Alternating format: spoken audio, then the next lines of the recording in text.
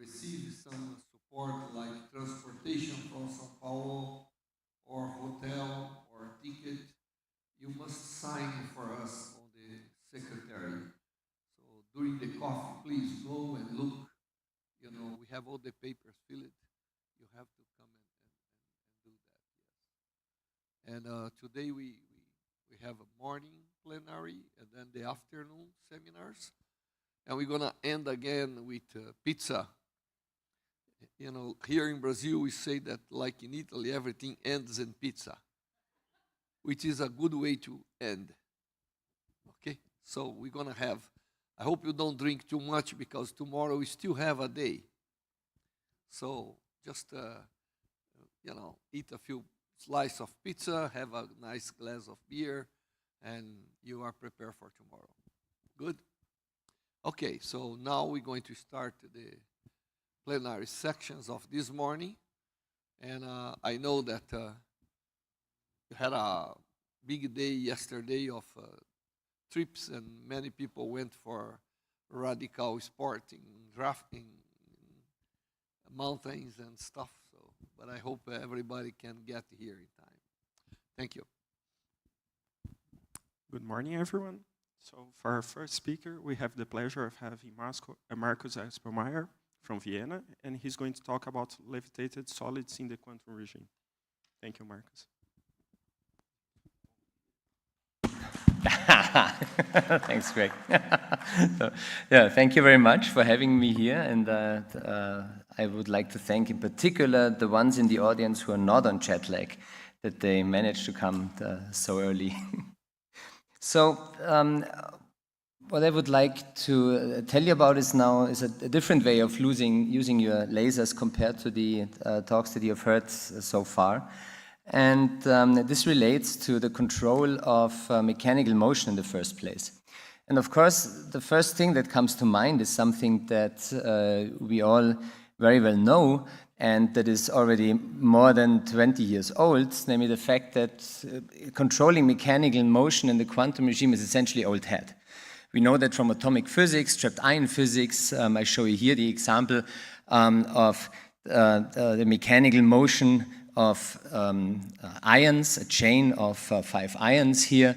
And we know that having those trapped atoms in the quantum regime is at the heart of many quantum information tasks. It's at the heart of the famous Dirac-Solar gate, and so on and so on. Now, what I would like to do now is, I would like to let us be inspired from these techniques and to use those control techniques, laser light controlling mechanical motion, and apply it not to the motion of 5 or 7 or 10 or 15 atoms, but I would like to now apply that to the collective motion of the center of mass degree of freedom of 10 to the 7, 10 to the 10, 10 to the 15 atoms.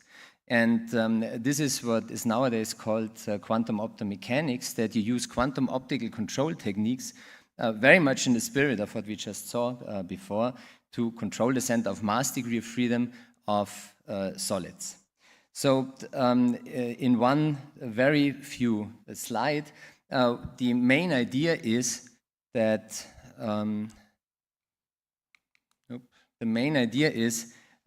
that you use that you couple your mechanical system here to the radiation field. Nope. No, that's that you couple your mechanical system here to the radiation field of a resonator. So in essence, a light comes in, light pushes through radiation pressure your mechanical system and is reflected back. Now, if you think about what happens to the light is, the light that is reflected from your mechanical system experiences a phase shift.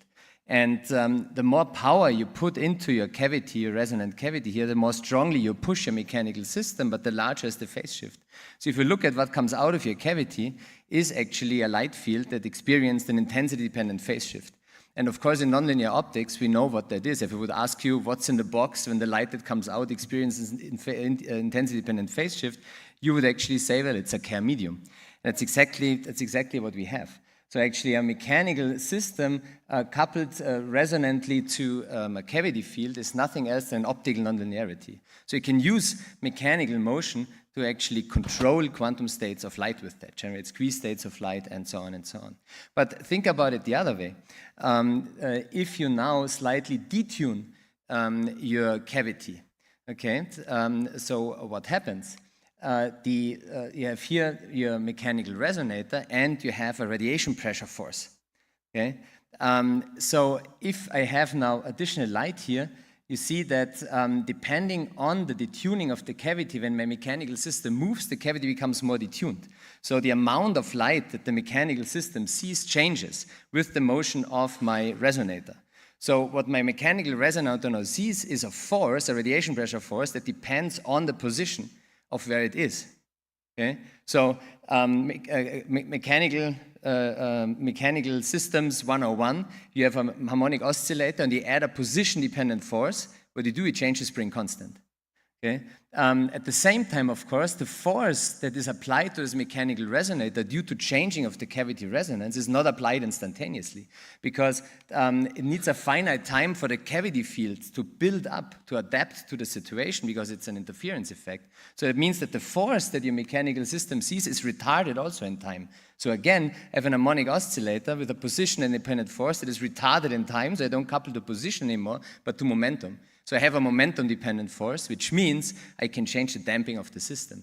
So now you see now that this system here, mechanical resonator coupled to an optical or electromagnetic cavity, immediately allows you not only to change the state of the light, but also to have full control via the optics, the cavity, over the full susceptibility of the mechanical system. The real part, the spring constant, and the imaginary part, which is the damping. Now, the only thing you have to do is you put daggers on everything, right? And you extrapolate it to the quantum regime. And now you have a quantum optical way with using quantum states of light here on the cavity part to fully control the quantum states of the mechanical system. And this has been the goal that we basically set ourselves. We is now a community back in the days of a handful of people around 20 years ago to say we want to use these techniques to control solid-state mechanical resonators in the quantum regime. And eventually what you see here is all the possibilities that you have. You can now either pump the system with a single photon, get a strong nonlinearity, or you can just drive with a strong laser beam, which we also know from atomic physics. You get a linearized interaction where the cavity field couples to the mechanical resonator. And now you see you have all those different possible systems. You can have a Fabry-Perot cavity with a moving end mirror. You can have a microtoroid where actually you have internal whispering gallery modes and the mechanical motions, the breathing of this microtoroid. You can have dispersive coupling of particles or membranes to a cavity field. You can have also the mechanical motion coupled to an LC circuit, which is part of a microwave cavity. And in that way, apply it now with one really universal coupling mechanism of radiation pressure to systems that bridge more than 20 orders of magnitude in mass. Now, nowadays what also happened is you can add superfluids, plasmons, molecules, and so on to the list of systems that are being controlled with that techniques. Let me just give you a super brief example from our lab. If you just take the very simple picture now of scattering, okay, we had the mechanical system coupled to the cavity. Let's go into the frequency regime. Here's our cavity resonance. We pump our cavity, detuned with respect to the cavity resonance here, and you see the only way to scatter photons into the cavity is by extracting energy from the cavity. So that's actually an anti-Stokes scattering process that is resonantly enhanced by the presence of the cavity, which in the field of trapped ion physics is of course known as resolved sideband cooling of motion. And this is exactly what we do here. We started back in 2006 with a very lame, you here see here, micromechanical oscillator. This was a tiny Thorlabs mirror that we under-etched such that we had a freestanding optical coating. We took it as part of an optical cavity, detuned it, looked at the motion, and could see that we could actually cool the center of mass motion down, still far away from the quantum regime. So this is the phonon number here of your center of mass motion. And over the years, we improved the quality of the systems. And at the end of the day, in collaboration with Oscar Painter, we teamed up, Oscar invented this optomechanical crystal structures. This is now a photonic crystal cavity, also an optomechanical system where the electromagnetic field mode overlaps with the mechanical motion of this 1D nanobeam in an optimal way. And with that, eventually we achieved ground state cooling really by laser pumping the system.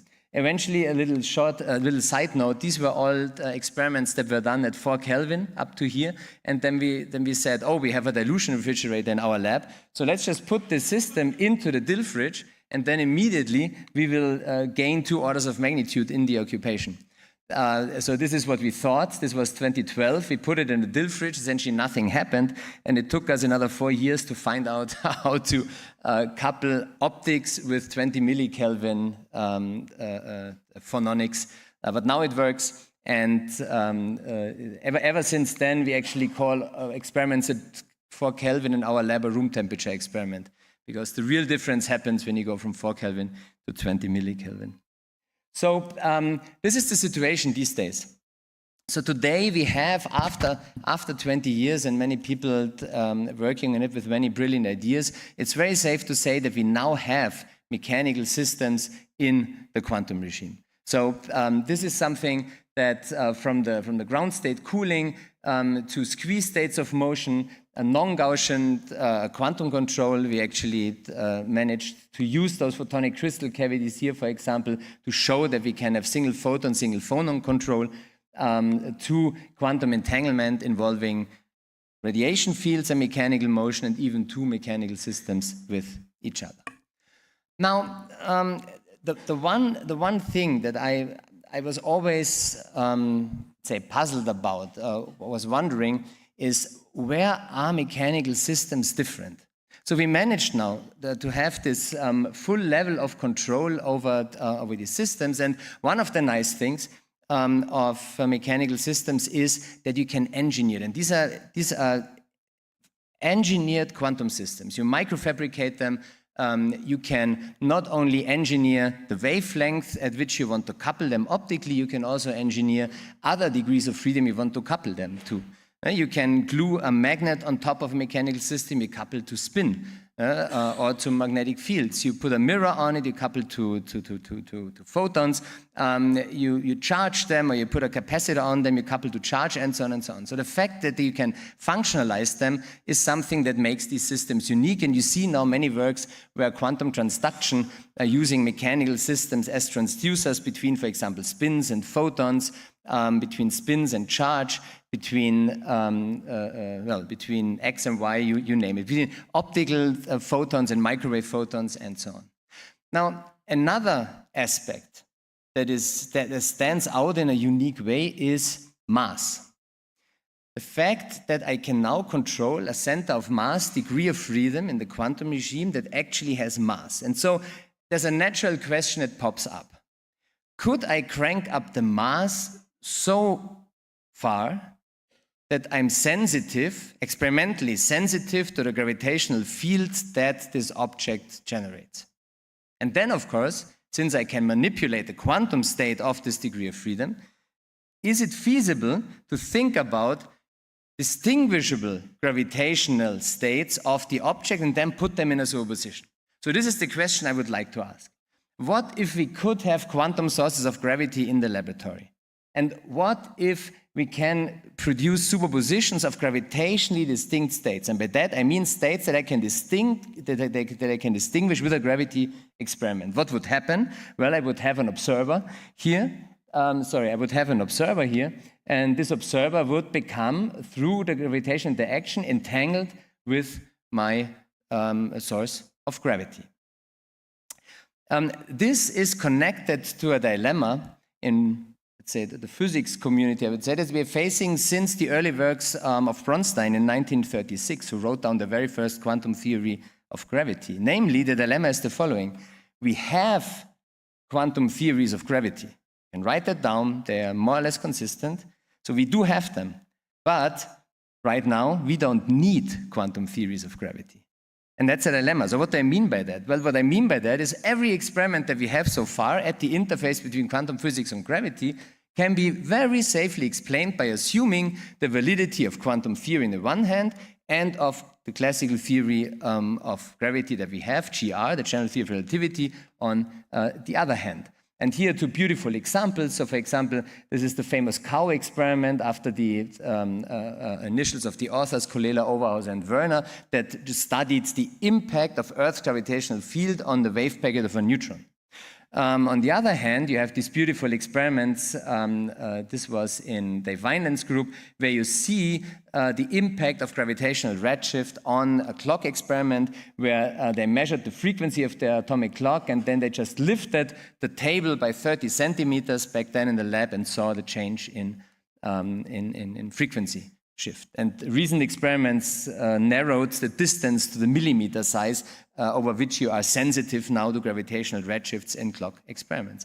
But all of that can be nicely explained by assuming gravity is a classical phenomenon. So in '57, this was at the famous Chapel Hill conference, this was already discovered as a fundamental problem. And an Austrian physicist here, Gold, was asking the question that I think is the most relevant in the context. Can we have phenomena which the classical theory of gravity is unable to explain? So sort of a yes-no experiment for testing whether GR is the full story or not. Feynman was also at the conference and of course in his very inimitable way immediately stood up and gave his answer, yes. But he continued, not only did he say yes, he also sketched on the blackboard an example how one could realize that. And his proposal was, well, why don't we take some sort of device that places here this a massive object in a superposition of two states, up and down, okay? And what if we couple this, this mass with a second mass only gravitationally? What will happen is that we generate an entangled state. And now it turns out that this entangled state is something that, using quantum theory, is of course trivial to achieve and to understand. However, if you think of it in terms of a classical theory of gravity, in terms of a classical field theory of gravity, GR tells us no matter how my mass configuration looks like in my box, remember the box I showed before, no matter how my mass configuration in the box looks like, the space-time metric that the mass configuration generates is always well defined, and test masses will fall along geodesics in this well-defined metric. So when space-time metrics are always well-defined, independent of my mass configuration, that means that my test mass, if it was separable from my source mass at time t equals 0, will always remain separable because it will always follow the geodesic that is given by this mass configuration here. So entanglement, the observation of entanglement is inconsistent with the assumption that the underlying theory of gravity is a classical field theory. Now, a second question that was asked at the conference was by Louis Witten, the father of Ed Witten, namely, what prevents this from becoming a practical experiment? And the remainder of my talk, I will actually would like to answer that question, which leaves us then to levitated solids. Because my main message is, if you're interested in that question, levitated solids in the quantum regime is the only way to go. Now, I give you the very short version. And the very short version is, there are different ways how to implement this experiment.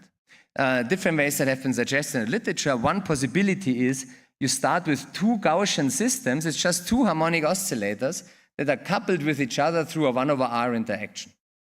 And then if you do Taylor expansion of the interaction, the first non-trivial interaction is this very famous XX coupling, which is essentially a two-mode squeezing interaction that entangles those two objects. Another possibility is you start with two non-Gaussian states, namely two superposition states of macroscopically distinct center of mass states. They are initially unentangled, but now what you have is actually a phase evolution. This one sees the gravitational field of the other. You have a conditional phase that evolves between those in the field of the other mass, and what you get is what we call a conditional phase gate, or for the case that your phase is now a full pi rotation between the two, it's a CZ gate from quantum information, and that means you entangle those two through the gravitational interaction if your target and your initial source bit have been unentangled in the beginning. So we have two ways now of generating entanglement experimentally. And the interesting thing is, even though these are two very different ways of doing that, the rate at which it happens is the same. So the rate at which you generate entanglement is given by the ratio of the two constants, by mass square because it's gravitational interaction, delocalization square because of the driving amplitude of the interaction, and by 1/d cubed because this is the first non-trivial part of the Taylor expansion in the 1/d interaction. Okay? Now, here comes the killer question. Why don't we take atoms? Okay? Now, so if we let's say we have two atoms. We delocalize them by 100 nanometer, each of the two, which is very easy, right? So these two are just now, it's a single atom in a trap. We delocalize them by 100 nanometer, bring them together by a few micron and let them gravitationally interact. So how long will it take, according to this mechanism, to generate entanglement? The answer is disappointingly 10 to the 24 seconds. Okay? So a million times longer than the lifetime of the universe. However, if we now take two solid state masses, let's say two Planck masses, so these are two lead spheres, 50 micron in size, we delocalize them again by some 100 nanometer, and we put them together such that they don't touch, so they are separated by 100 micron, then the entanglement time is only 10 milliseconds. So this is an interesting time scale. And the point is now that, as I said, this already shows you that it has to be solid states. There's no way that with densities on the atomic front you can do this experiment. You have to have many atoms in a small volume of space, otherwise the timescales will just explode. Now let me summarize now what I just wrote to you, and I think this is the relevant measure that guided us in our and is guiding us in our experiment, namely the necessary precondition in order to generate entanglement via gravity is that this condition has to be fulfilled. The product of mass square, delocalization square, and coherence time, I substituted now decoherence rate with 1/coherence time, times 1/d cubed needs to be larger than h/g. This needs to be fulfilled, otherwise this won't work. Okay? Now, the beauty of this expression, the beauty that is in this expression is that you can separate it into a quantum part. So you can do now quantum experiments where you maximize mass, delocalization, coherence time. And independently, you can now do gravity experiments where you try to minimize the distance in the gravity experiments using those masses here, but still make sure that gravity is the dominant interaction between your objects. Right? That's the task to do. So let me tell you about our quantum experiment. So I go into this side here. You can ask me about this side here when you want afterwards. Now, just to set the stage, where are we right now in terms of this number? We know it needs to be large. Okay? So let's look at the best experiments we have at the moment. And there are two categories. One is from my dear friend Markus Arndt in Vienna, the famous macromolecule interference experiments. The largest mass so far is like 2,000 atoms that you place in a superposition with a delocalization on the order of 500 nanometers. Okay? Coherence time is a second, it's huge, right? So you don't have to worry about that. Now, on the other hand, you have solid state oscillators, as I told you. So this was the development of the last 20 years. We do now have solids in the quantum regime. And so what Andrew Cleland's group showed was that you can have thickness oscillations of this aluminum nitride slab. They're capacity coupled to a superconducting qubit such that you have superpositions of energy eigenstates of these acoustic states of this thing. So in that case, you have 10 to the 13 atoms, so 10 orders of magnitude more mass. However, with delocalizations on the order of only 10 to the minus 16 meter. I mean, they could see in the experiment Ramsey interference fringes, so there was a superposition, but it's just tiny. If you compare now the numbers, see if I now compute mass times delocalization times square root of coherence time, and I write that down in units of h/g, and I assume a hypothetical distance of 10 micrometer, that doesn't mean anything, just it's a fixed number, then I come up with 10 to the minus 18, and 10 to the minus 24 for these two experiments. And remember, this value is supposed to be 1 in order to be interesting for the gravity experiments I was mentioning. Okay? a recent experiment by Yiwen Zhu's lab at ETH. She actually extended this one to bulk acoustic wave resonators and gives us here 10 to the minus 17. So it's closing up to the macromolecular interference experiments, but still it's a way. Okay? So all of that motivated us to look into possibilities to extend mass and delocalization significantly when keeping up or increasing coherence time. And this is why we decided levitation is the way to go when you want to study such phenomena. And the idea is now simply stick with the solids. So you still have a solid state object, remove the attachments to the environment by trapping it in an external trap. The beauty of an external trap is that you can manipulate it. You don't have to stick to an harmonic trap. You have full dynamic freedom of choosing the potential landscape that you want. You can even switch it off and have the situation of free-falling meta waves and so on and so on. Okay? So this is how we started, and we started with something that is well known, of course, in the field since the 1970s, the early days of Art Etchkin, who, before, together with Steve Chu, came up with the dipole trap for atoms and particles, basically showed levitation of small objects. So in a way, sort of one of the enablers of modern atomic physics was the trapping of solid-state micron-scale particles in the 1970s. Difference is nothing happened afterwards, except in the field of biology, and everything happened in the field of AMO. And now we are basically using all the ideas and coming back for quantum control. Now, what's the deal here? It's very simple. You have a dielectric particle.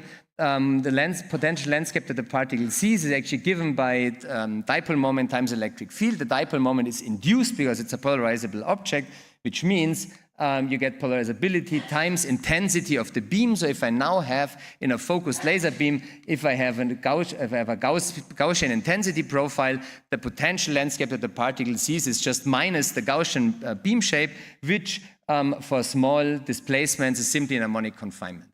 And since in a focused laser beam, you have both, we have twice Gauss and once Lorentz in the beam profile, you get a full 3D harmonic confinement for small displacements for small nanoscale particles. And just showing you briefly, now we have them, we can trap them. How do we get them into UHV, into ultra high vacuum? Here's one trick. We actually connect a loading chamber where we spray a suspension with particles in a bad vacuum. We spray them in. We have a photonic crystal hollow core fiber that connects to an ultra high vacuum chamber, and we can trap now in the bad vacuum chamber, we can trap particles in a standing wave, and then we can simply detune. We used an optical conveyor belt to shuttle the particles over to the ultra high vacuum where you can trap it then in a trap. And you can see here, loading chamber, here comes the particle. Right, it goes over zoop, to the science chamber, and in the science chamber then it is expected here you see by a trap, and when you wait a little bit, at some point you see it suddenly here, did you see it? The particle just emerges then here in the trap, and from there we can then take it. And one thing that we can do is actually we put a cavity around it. That's also a trick that is well known from the AMO community. First of all, you put a cavity here and you just drive the cavity. You have again dispersive coupling of your particle to the cavity field, and you should be able to do our optomechanics tricks that I showed you before. Long story short, doesn't work. Because in order to increase the coupling strength to the cavity field, you need to crank up the power. The intra-cavity field acts as a standing wave trap for the particle, and you suck the particle to a region in the cavity where the coupling goes to zero. So basically, regular optomechanics tricks simply don't work. However, it's good, as I said, that the AMO community is much more clever.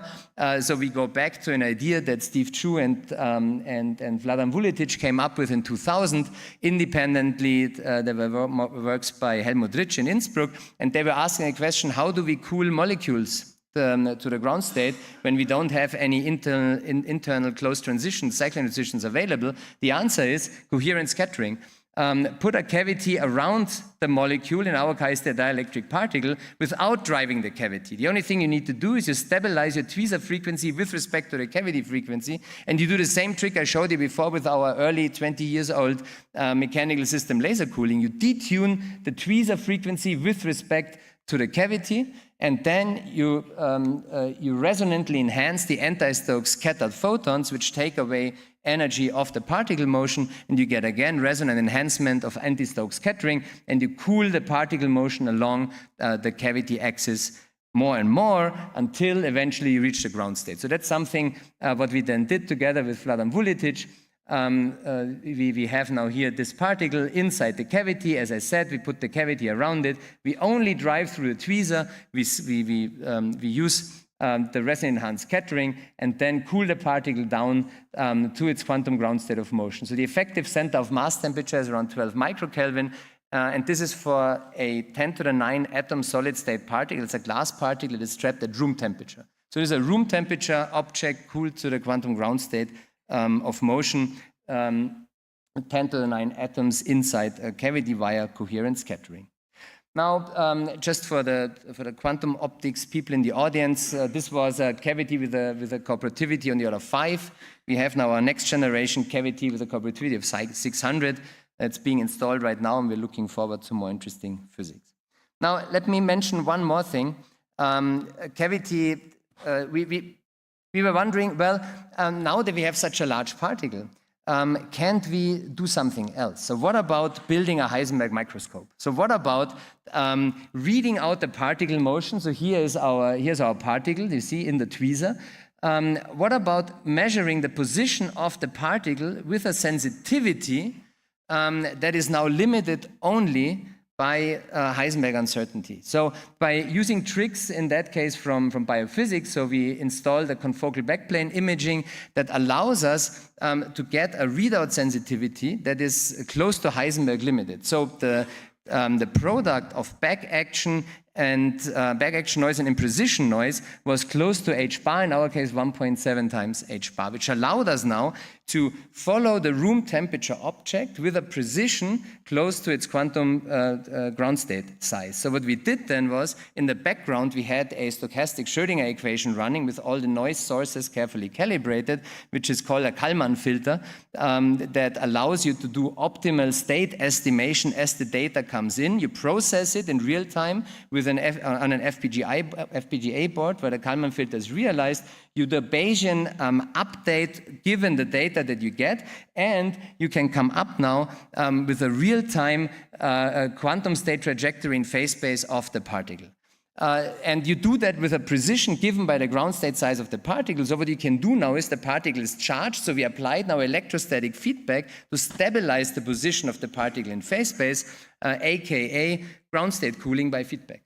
So at the end of the day, using the Kalman filter, the optimal state control, and an optimal feedback, we were able to stabilize the particle in phase space to its quantum ground state of motion. And the way we made sure that this is also the case, so not only relying on the goodness of the Kalman filter, we scattered light off the particle, and we're looking at the Stokes and anti-Stokes sidebands of the light scattered off. So basically, we did sideband thermometry with the main idea, of course, is if the particle is in the ground state, you can only deposit photons or deposit energy. You cannot extract energy anymore, and that's why Stokes and anti-Stokes sidebands will be highly asymmetric, which you see here barely in that plot. But the point is, if you have a, where's it, my glasses? Well, anyways, we do get a nice sideband asymmetry and confirm that the particle is its quantum ground state. And here I have a picture of the particle sitting in its quantum ground state of motion at room temperature in our lab. So when you have lab tours in our lab, you can push a button, the thing is cooled to the ground state, and you can see how the sideband imbalance is actually coming up. So this is a real-time experiment, which allows us now to, with a push of a button, prepare pure state wave packets of a particle having 10 to the 9 atoms, okay, with a solid state density. You can do other stuff. I just mentioned it in passing. Because you now have real-time access to the quantum trajectory, you can also measure like single kicks of the particle. So we have here examples where we measure the single kicks of a gas molecule where our particle is hovering around at 10 to the minus 10, which makes a nice gas sensor actually, and also enables people like David Moore, for example, in Yale, to look for new physics using these levitated systems as very precise sensors for events. One brief remark, now we have a system in a quantum ground state of motion in an harmonic trap. So what you could also do now is take the ideas that then Ruger introduced for the mechanics communities who actually parametrically drove a mechanical system. And by just parametric driving a harmonic system, you can actually squeeze its motion. And we thought, well, there's something we can also do. In our case, how do we parametrically drive? Well, we just change the intensity of our tweezer that changes the frequency of our system. And in that way, we can realize a parametric drive. And if you look at the time evolution here of the variances, then actually you should see how this goes down periodically, because you rotate now in phase space, a squeeze state, and you should actually go below the ground state size. So I took the liberty of bringing data fresh from the lab. So this is really 2 days old, where we just tried with a mean occupation of 0.6, really in the ground state, do a 12% modulation of our trap frequency.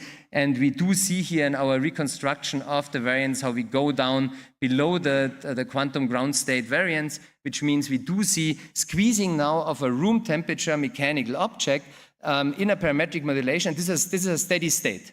Okay, so this is here a steady state squeeze state until you switch off again, and then it relaxes back.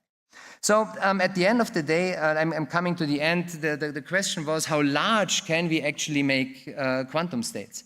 Okay, and the nice thing about these levitated solids is that we now, so this is done, okay? We now can prepare pure state wave packets with a few picometer in size with the current masses that we have. And now the question is, how can we go on? We can do free fall. We do have some first data on free fall. I'm not showing that yet. That's also fresh from the lab. But that is something how we can extend the motion. The next question is, of course, how can you get, let's say, large non-Gaussian states? Okay? And there are a couple of ideas that are out there where we also use methods that are known now from electron wave packet shaping. People are using optical pulses, the interaction of optical pulses with electron wave packets to shape the size, and this is something that we try to adapt here. So again, we start in a ground state, we have a free fall evolution to a squeeze state, and then you apply x to the 3 intensity profile pulse to the system, which actually generates a phase modulation across the wave packet, which acts as a phase grating. And the nice thing is I can make now the periodicity of the phase grating much, much smaller than any typical wavelength that I have. Wavelength is not limiting anymore because it's the intensity gradient that actually determines the periodicity of that. So that means I could do now a phase grating with a periodicity of picometers, so orders of magnitude smaller than the typical wavelength, so a few hundred nanometer limit, in order to do matter wave interferometry, and then generate, you see here, coherent superpositions in the spatial domain, spatial degree of freedom. So, but I left you with 20 orders of magnitude to go. Okay, so let me just tell you, it's not the end, because so if one would, so we are currently preparing this experiment. That's also a room temperature experiment with a 50 nanometer particle, and that takes a few milliseconds to realize. So if we would do this experiment, you see we're already at 10 to the minus 10. So that's only 10 orders of magnitude to go. And that is not too bad because the mass enters squared. Okay, and this is just 10 to the 9, so that's a 100 nanometer object. So if you were able, like we're doing here, that's also data from our lab in Vienna, here we are levitating a superconducting sphere, that's a 100 micron object now, at 20 millikelvin, and we are now reading it out with microwave cavities and so on. So if you manage to do the same thing that we have in the optics case for an object like that, then of course, the mass is in that case like 6-7 orders of magnitude larger, so you get your 14 orders of magnitude way above the 10. So this could be a possible way to go. So with that, I essentially conclude. Maybe let me just tell you, I now of course motivated our approach to levitation very much with our quest for going into the probing gravitational states of quantum objects, and I think that levitated systems are very unique possibility to have large delocalized object with large mass. There's non-coherence times, but there's actually there's a long list of other interesting phenomena that people are currently studying. I'm not telling you about our efforts to measure gravity, so this is something that we are currently pushing. I just conclude here by saying that we are following up two approaches. Our motivation is looking at the possibility to measure quantum states of solids which are able to generate gravitationally distinct states that we can measure in the lab. And our bottom-up approach is quantum experiments with larger and larger masses, larger delocalization, longer coherence times, basically through levitation. And our top-down approach is to measure gravity of smaller and smaller systems. So what we have done here in the past is we have measured the gravitational field of a 1 millimeter gold sphere. This is the smallest source mass so far in a lab-based gravity experiment. And right now we are pushing down to the Planck mass. This is actually an experiment that is going on. So instead of a gold mass like that, our next mass, source mass, looks like that. And this is currently progressing. With that, I say thank you very much, and a big thanks to my group. There it is. Here you go. To my group in Vienna. Thanks.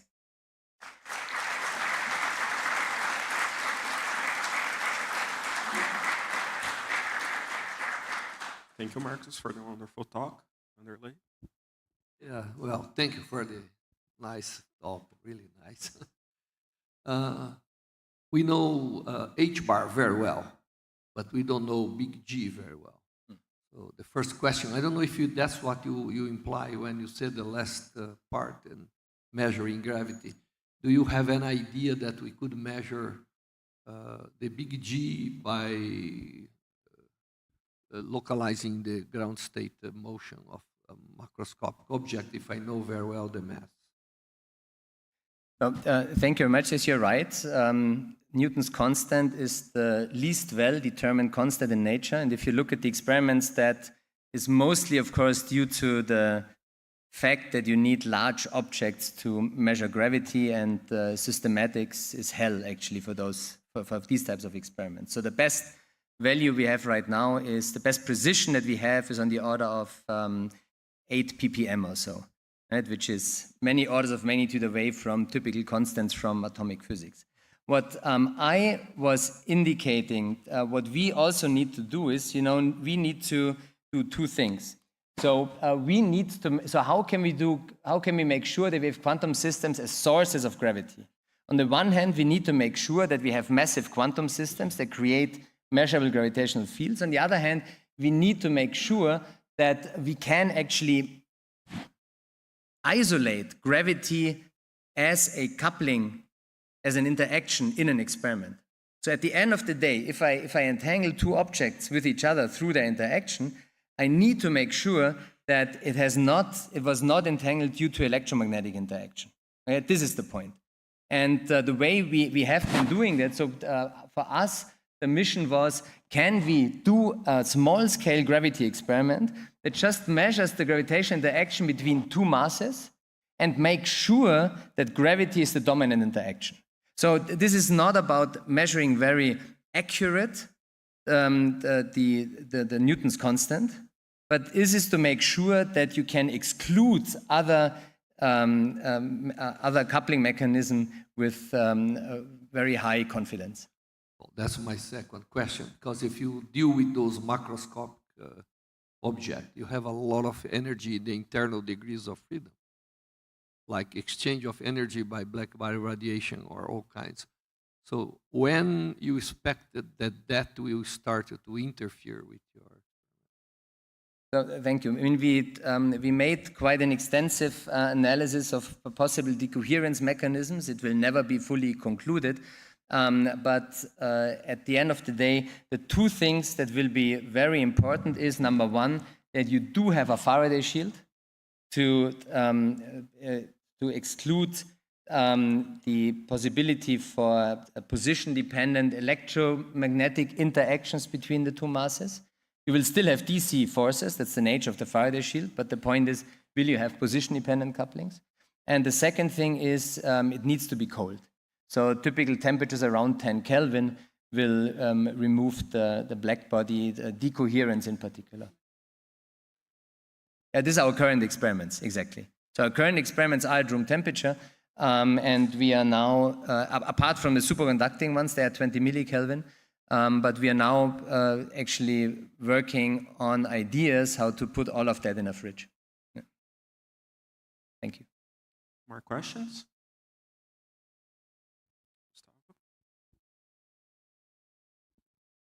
Thanks for your talk, Marcus. It was great. I was curious about the 600 cooperativity you're shooting out there. What is the strategy there?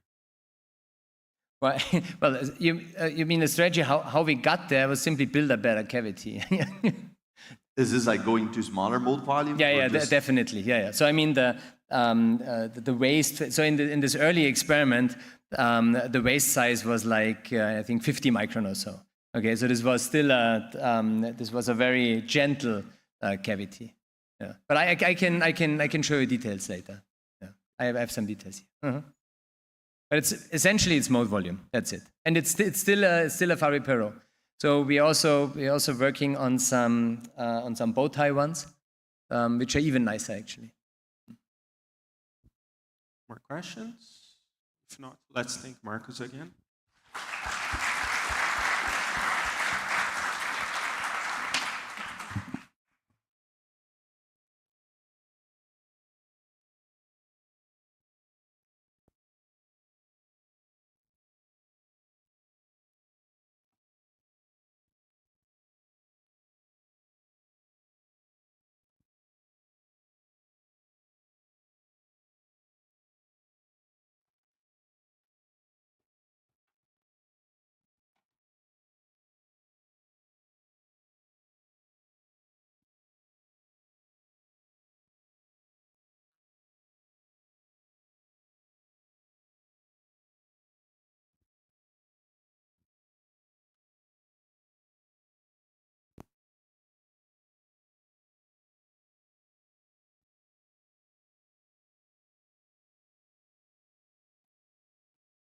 Okay, so now we have our second speaker, Efraim Steinberg from Toronto, Canada. Everything you always wanted to know about atom tunneling and photopropagation, but you were afraid to ask. Okay. So, good morning, everyone. I hope you can hear me. I want to thank the organizers for inviting us to this wonderful conference, and especially Vanderlei for taking such good care of everything. It's been amazing to watch, and all of you for being here. So yeah, I want to tell you some things that you might not have been afraid to ask, you probably just never thought to ask, and I think those are always the fun questions about both quantum tunneling and photon propagation. In the background there, you see the view from my lab. What my students are holding there is a bucket of snow. We call this the uniquely Canadian method of laser cooling. Nothing else worked. This, on the other hand, is the view from my office and a view of our group, which, of course, over the years has had many, many people, and these are heroic experiments. A lot of people have contributed to them, so I just want to highlight some of the most recent. I'm going to tell you not about our photons experiments, but about two different atomic physics experiments, one with a BEC and one on atom-photon interactions. The BEC experiment, of course, was a long trajectory, but in its most recent incarnation, it was really led first by Ramon Ramos and then by David Spearings, more recently taken over by Joseph McGowan with help from Nick Mantella and Harshil Neeraj. The other experiment I want to tell you about in these atom-photon interactions was really spearheaded by Josiah Sinclair, and the most recent work I'll show you is from Daniela Angulo-Murcio, now taken over by Kyle Thompson, Vida Michelle Nixon, and Andy Zhao. We've also had a lot of really, really helpful collaborations, including on the theory side with Howard Wiseman, and initially on the theory side as well, but now on the experimental side with Joseph Tywison. I also just want to stress we're always looking for new people, both as graduate students and as postdocs. And at U of T, all PhD positions are fully funded. So if you know people who are thinking about applying, send them our way. You'll apply through the department. Or we're also part of this Erasmus Mundus program. Carmen, to your master's program, people can apply to that. And if anyone's interested in a postdoc position, just email me directly because we are looking at the moment. All right, let me begin with the big picture. What drives us in our research? It's what I like to call quantum archaeology. And in some sense, the question is this deep one that's gone back 100 years, is the wave function the whole story? Is that a complete description of a physical system? And I'm not going to get into real metaphysics here. I don't claim to have a solution to the measurement problem. But what I really want to think about is, do you learn more about a system by making subsequent observations on the system, more than you knew when you prepared the system? And the conventional wisdom, of course, is that if you didn't measure something, like which path a particle took in an interferometer, then you have no right to talk about it. It doesn't matter where a photon lands on a screen at the end of an interferometer. I'm not allowed to talk about the trajectory that it took to get there. That's what Bohr would have taught us. And that is in stark contrast to our view of the everyday world, right? I see broken glass on the floor. I figure someone knocked the glass off the table. I draw conclusions about the past. I dig up a bone, and someone tells stories about what dinosaur was walking the Earth 65 million years ago. I look at the cosmic microwave background, and I draw conclusions about what was going on 12 or 15 billion years ago. And what I want to argue to you is we can't make this distinction between the quantum world, where I can't talk about the history of my observations, and the classical world where I can, because as far as we know, there is no classical world. That dinosaur was a quantum object as well. So I am drawing conclusions about the history of quantum objects, and we should spend our time learning what are the limitations on that. What is the equivalent of the uncertainty principle when you look back in time? But the big issue here is, if it's true that I learn more about a system by seeing where it lands now, in some sense, that means that the wave function was not a complete description of the system. There is something more I could know. And fundamentally, that's why this problem has bugged me for 25 years or something like that. So here's the outline of my talk. I'm going to begin with two concrete problems. One is a 100-year-old puzzle in quantum mechanics. It's about the duration of the quantum tunneling process. So I'll just give a little background on that for people who haven't thought about that before. And I'll show you our experiment measuring how much time a particle, in our case a rubidium-87 atom, spends in the forbidden region of a tunnel barrier while it's being transmitted. I'll talk about some of our future plans, what the atom is doing while it tunnels, whether you can measure that, and also what would happen if you looked at a particle while it was somewhere where it wasn't supposed to be. And to me, that's a really fascinating question. The second experiment I'll tell you about started for completely different reasons, but after a while we realized it's almost the same idea. Instead of asking, how long is this atom spending inside a beam of light, we started asking, how long does a photon spend trapped inside of atoms? And hopefully you'll see what I mean by that when we get there. All right, so you're all familiar with tunneling. It looks something like that, except occasionally the coyote gets through to the other side. In your first quantum mechanics course, you all learn how to calculate how likely it is to get to the other side. Probably no one asked you to think about how long it took to get there. Maybe you were clever and difficult and you asked this question, but the textbooks don't talk about it. And it's not because you're the first person to ask it. It's been asked since basically 1932. Actually, the first publications about it are from 1932. I think what that means is that people asked it in 1926, and they didn't publish it because they didn't have an answer. And since we've remained unsatisfied with our answers for 100 years, your professors are scared to bring it up in class. That's the only reason that we don't learn about it. Obviously, you can start with a semi-classical approach. Don't like standing there. And if you have a particle with energy E and a barrier at some height V, you can calculate the difference, the kinetic energy, take the square root, you get a velocity, divide the thickness by blah, blah, blah. You get a semi-classical time, and high above the barrier, that makes a lot of sense. But once you come down to the barrier height, the kinetic energy goes to zero, and the time would diverge. And nature tends to abhor a divergence. Probably that's not the right answer. And below the barrier, you get negative kinetic energy. If you take the square root, you'd get an imaginary time. So people dismissed that early on, although, as you'll see, imaginary numbers raise their heads once more when you look more deeply into this. So that's obviously not the only way we can think about it. We know how to calculate exactly what a tunneling wave packet does. In the old days, we would have used, stationary phase approximation or steepest descent or some more fascinating, more fancy mathematical techniques. Now you can just go to Wikipedia, look up tunneling, and the simulation is already there as a GIF file. So you can see where the peak of the wave packet is. right? This is like calculating the group velocity in any kind of wave propagation.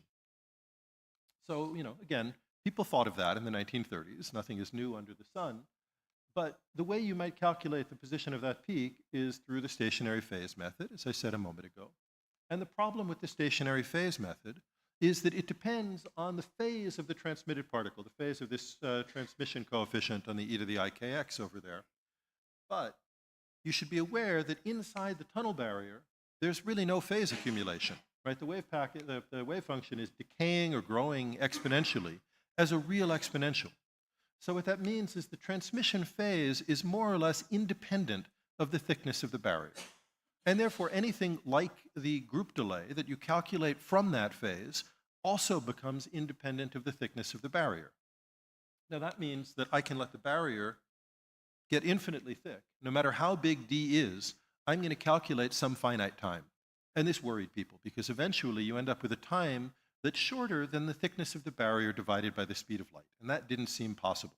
All right, so that was kind of the starting point for this whole controversy back in the 1930s and then the 1950s when Wigner started to address it. You might try to blame that on the Schrödinger equation, but don't. People thought of that as well. They repeated these calculations with the Dirac equation or with Maxwell's equations, fully relativistic equations. The problem remains. It's not an artifact of a non-relativistic treatment. And in fact, about 30 years ago, a number of groups, including my own when I was working with Ray Chow, verified this experimentally. This really is a correct description of where the peak of the wave packet is. The thing is, that's not the only question one can ask. The peak of a wave packet is just the point where some constructive interference happens. It's not a physical object. So maybe that's not the question we should ask. We want to ask, what was the particle itself really doing as it made it through the barrier? Where were the particles on their way to being transmitted? Especially if I look only at the transmitted particle. Should I say every particle was just spread out in this whole wave packet? That's a complete description until the instant I detect it, when it just jumps from the left-hand side or the middle or the right-hand side or whatever to my detector. Some people believe that's the way to think about quantum mechanics, but it seems a little strange. In fact, it seems to many of us that a transmitted particle that made it all the way through the barrier should have spent more time inside the barrier than the thing that just got reflected right away. There should be distinct histories for these different particles. So that's what people, since about the 1980s, have really been focusing on. And in those days, it was Marcus Büdeker and Rolf Landauer who really pushed this field forward and raised a lot of important insights, and essentially thought about how you would define this. How do you ask the question, how long a particle is really in a region or interacting with a given barrier? A question that they thought was important for a lot of condensed matter physics applications.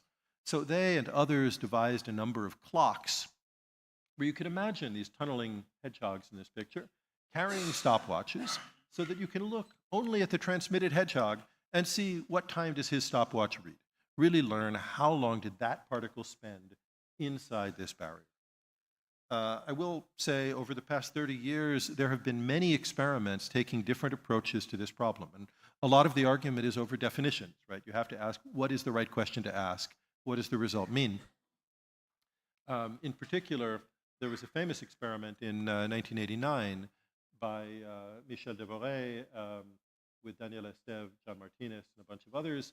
Those of you who know about superconducting qubits may recognize this is really the grandfather of our superconducting qubits today. And back then they were doing these foundations experiments with them. Daniel still has this on his bookshelf. When I first met him, I said, by the way, ever since I was a grad student, I've been admiring your paper. I remember the paper well. And he said, oh, I'm really happy you should say that. Hang on a second, and reached up in his shelf and handed me this nice little superconducting qubit, as I say. More recently, many of you are probably aware of the Addo clock pioneered by Ursula Keller, which looks at the time electrons spend during field ionization. Many, many different approaches, but most of them address slightly different questions, so I'm going to leave them aside. What I want to do is think about trying to measure whether or not a particle is in a barrier, but doing it weakly enough that you don't really disturb the thing. And that's kind of the trick to all of these post-selection experiments. I want to know whether or not it's in the barrier, but if I actually find it in the barrier, I've changed the setup of the problem. And I'll come back to that also in about 10 minutes. So here is one of the ideas that Marcus Büdeker really popularized. It goes back to Bass and Rybachenko before that, but I'll show you there's an interesting twist. they said, let's imagine a particle tunneling through a barrier. For simplicity, we can make it a rectangular barrier. But let the particle be an electron. And the electron, of course, has a spin. So imagine spin polarizing it in the x direction.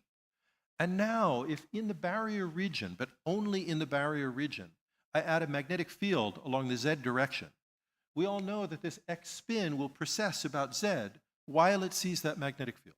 And I know the Larmor frequency.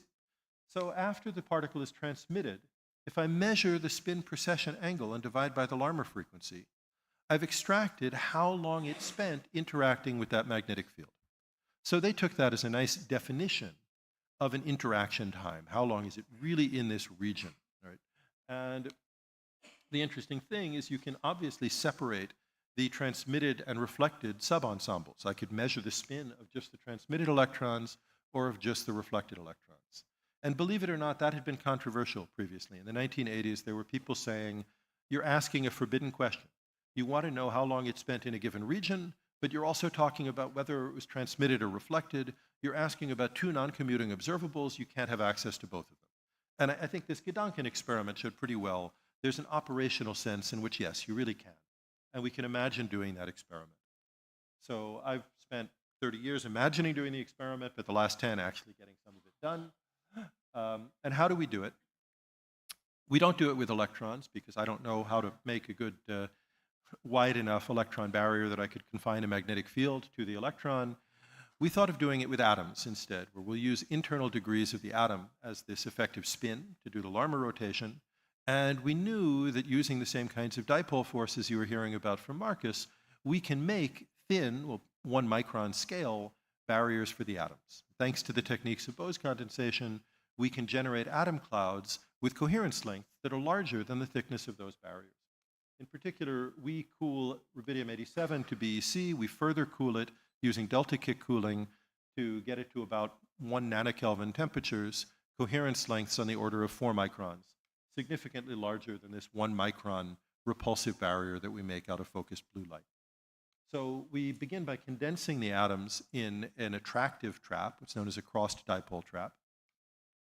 We add this barrier, and then we turn off one of the beams. I thought I had it in that animation. So that we can just send the atoms through an essentially one-dimensional waveguide towards this blue barrier and see them tunnel. And this is a movie in a slightly different configuration, but a real movie of our experimental data to show you we can place atoms on top of this focused sheet of light that's about a micron thick and wait for them to either fall through over the barrier if they have enough energy, or tunnel through, which you can't see in this image because only 1% of them are tunneling, or just spill off the edges of the table.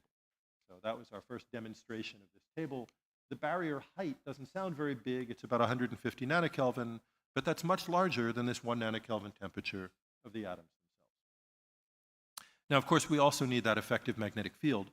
And the trick we play is to use 2 of the hyperfine states that are the same ones used in atomic clocks, the so-called clock states, the m=0 states of the f=1 and f=2 manifolds of rubidium, which we can then couple using a 2-photon transition. And the idea here is we can't localize a magnetic field or a microwave field to 1 micron. But if we use laser beams, we can focus them down and we can get this effective microwave coupling to be only in the barrier region.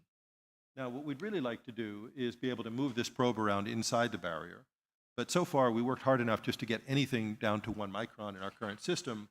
So instead, what we do is we modulate the barrier beam itself at 6.8 gigahertz, leaving 1 sideband so that the Raman transition is driven by the barrier and its 6.8 gigahertz sideband. So only when you're in the barrier do you see this effective coupling of these 2 levels. And of course, any coupling of 2 levels is a spin in a magnetic field. Right? It's mathematically equivalent to the spin precession problem from Büdecker's Larmor clock. So there we go. We put it in this cross dipole trap. We turn off the first beam. We then fire the atoms really, really fast towards the barrier, by which I mean 3 or 4 millimeters per second. Some are transmitted, some are reflected. And then we do a Stern-Gerlach measurement, or we have different ways of probing the spin. Sometimes we do a real Stern-Gerlach measurement, and we get a picture like this. This is a picture of transmitted atoms when we've played a trick to turn the barrier off. And we see the 2 different spin states just separated here. We can count how many atoms are in each spin state, and thereby extract this precession angle. And we do that as a function of incident velocity and end up with an extremely difficult and challenging and expensive measurement of the fact that the time it takes to go 1 micron is equal to 1 micron divided by the velocity. Okay, so there's our calibration. We confirm in the sort of classical limit that this works. But then we turn on the barrier, and we now have a transmitted cloud and a reflected cloud. We can separate each of them into their spin components and in principle measure the time for each of them. Now, this is what our first data looked like, and it's not actually correct. Take it with a pillar of salt. But you see something interesting, which is, first of all, the time never goes to infinity. As I said, we don't get divergences. And it begins to come back down. But there's something wrong here, and this is exactly what Büdeker had tried to teach us 40 years ago now, which is that if you think about this precession in the Larmor clock, why does it occur?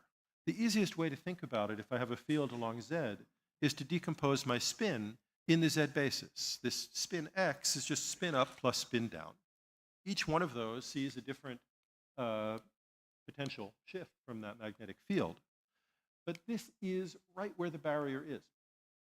So on the one hand, depending on the spin, and therefore the size of the potential the particle sees, I'll get a different phase shift in transmission, and that phase shift difference is what gives you precession, of course. But the other problem is that if one particle sees a higher barrier and another particle or another spin component sees a lower barrier, the one that sees the lower barrier is much more likely to get transmitted. So I'm going to see many more of these spin-aligned particles than the spin-anti-aligned particles. And the spin will not only precess, it will also tend to align with the magnetic field.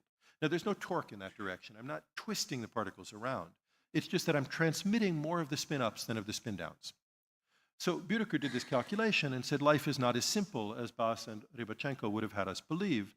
There's really some three-dimensional rotation. And he basically just said, let's look at the total angle in 3 dimensions, the quadrature sum of the azimuthal and polar rotations. I really liked Marcus, but I don't think there was any good justification to just add those times in quadrature. The fact is it happened to agree with other times he liked, and he was a big, famous, big shot. So for 40 years, everyone said, Marcus has already solved the problem. But he didn't solve it. He just declared that that was a quantity worth looking at. Actually, more interesting is to keep the 2 components separate. Think of this Y rotation and this Z rotation as 2 different timescales that coexist. It turns out those timescales were already known. And there were earlier treatments, notably by Sokolovsky, Baskin, and Connor, which actually gave complex numbers. They were based on Feynman path integrals, so complex numbers fell out naturally. The real and imaginary parts of those times corresponded exactly to these 2 times that Büdeker had found, and no one really understood why. What I argue is that if you look at the later weak measurement formalism due to Aharonov and all of his collaborators, which is designed to discuss post-selection, it always gives complex, or it generally gives complex results for its measurements, but with a very clear physical interpretation of the meaning of the real and the imaginary parts.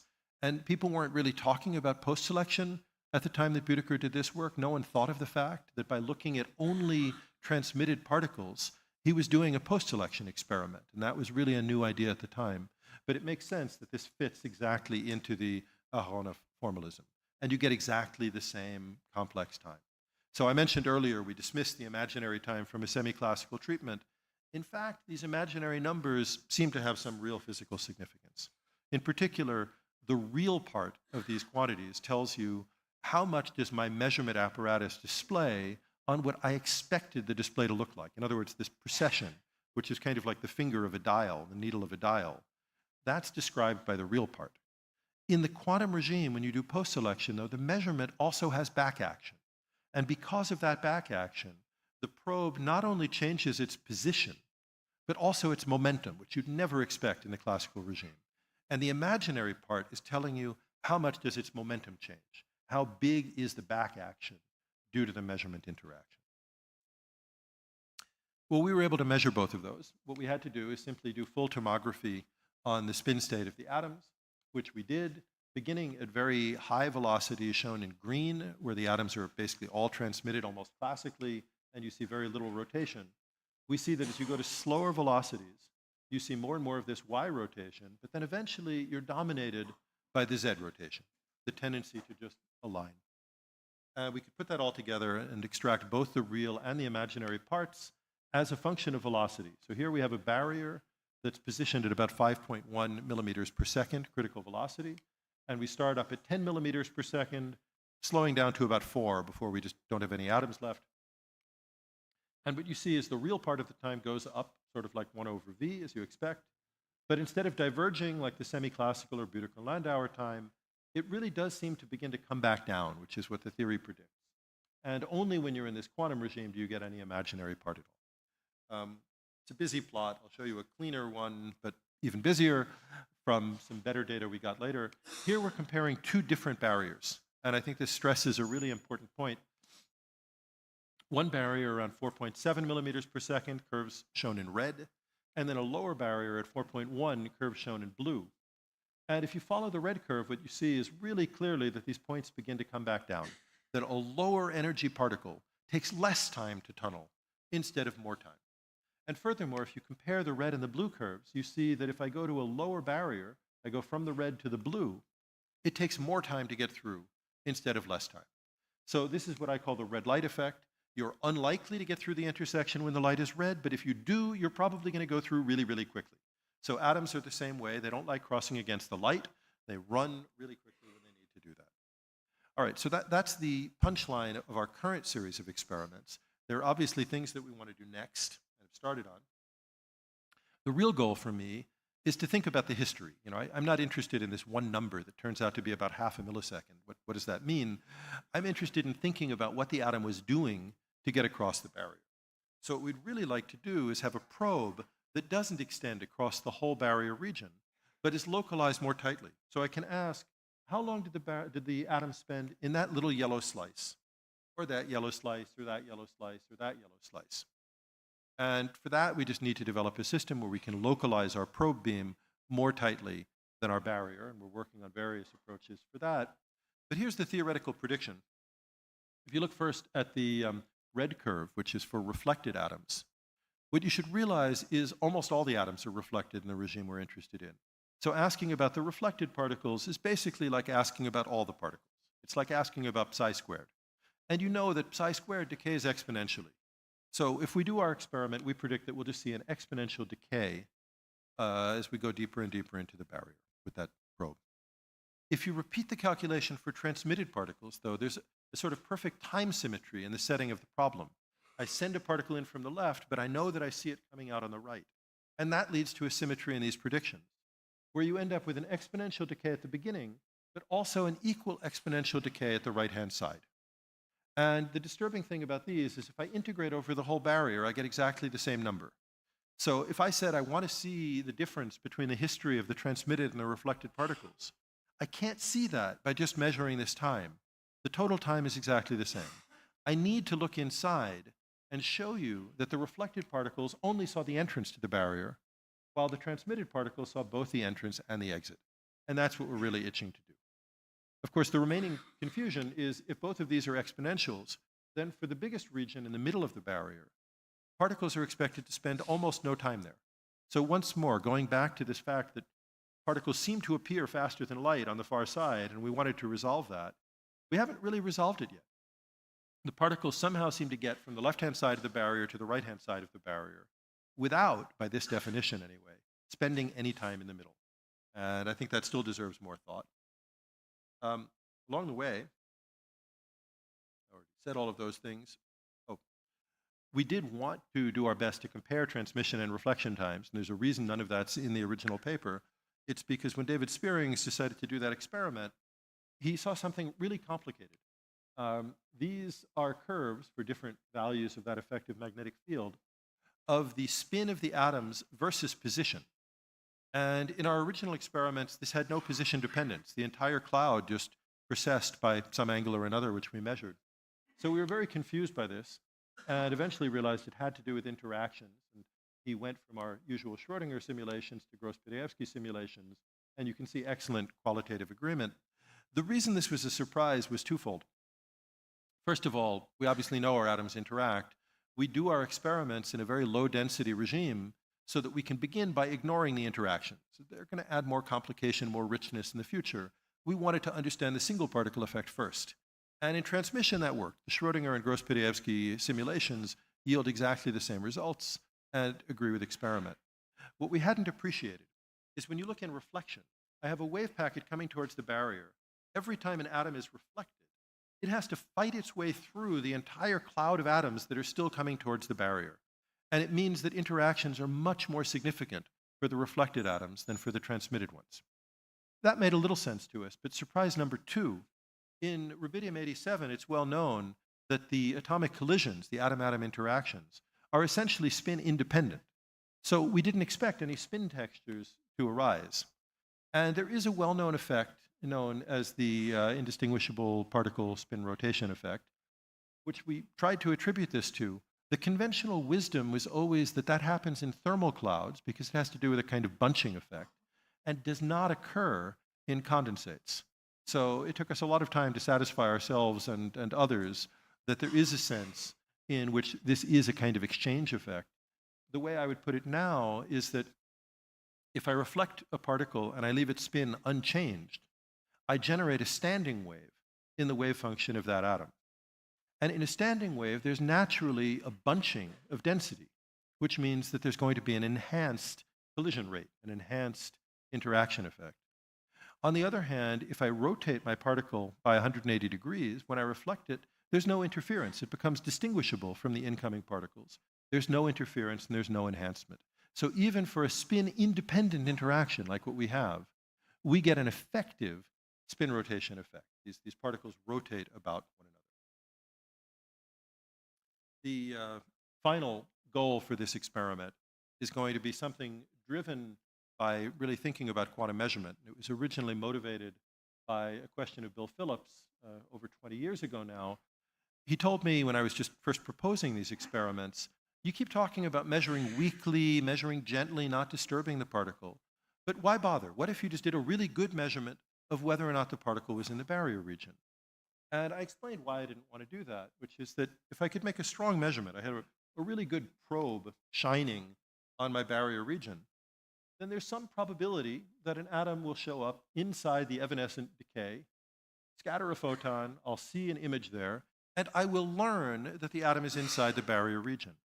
If I learn that, I've effectively collapsed the wave function, right? I've prepared a wave packet in the barrier region, which automatically has enough energy to exist there, which means I'm no longer looking at tunneling. And in fact, the act of observation could enhance the transmission rate, because this particle now has an essentially 50-50 chance of rolling to the right or rolling to the left. So we'd already love to see that the mere act of looking at a particle well enough can increase the transmission through a tunnel barrier. But Bill really wanted to know more about the mechanism for how this happened. And years later, we thought we had a way of doing it. We started saying, well, look, if I could take my magnetic field and make it much larger, so right at the entrance of the barrier, I institute a pi pulse. Then any particle that sees this ends up in the opposite spin. That's really like a strong measurement. And let's see if that collapses the particles. But we don't know how to do that. We don't know exactly how long a particle spends in any given region. I can't really do a pi pulse. But eventually it occurred to us, leave the magnetic field weak, the way we've been doing it now. Rotate the particle by only a few degrees. If you rotate a spin by a few degrees, there's still some probability to find it 180 degrees away. I start with spin up, I do a small rotation, I look for spin down. I probably won't get it, but every time I get spin down, I know that atom must have seen the magnetic field. So at least on some occasions, I've learned that the particle was in the barrier. So I asked David to simulate this. I said, let's do this experiment. We'll look only at the spin, I think here we called it minus x, look at the spin minus x component and see whether the same number of atoms end up on the far side as on the near side. And the answer was no. On a semi-log plot here, what we're plotting is the ratio of transmission to reflection for these post-selected atoms versus the position of the probe between -1 micron and +1 micron, the width of a hypothetical 2-micron barrier.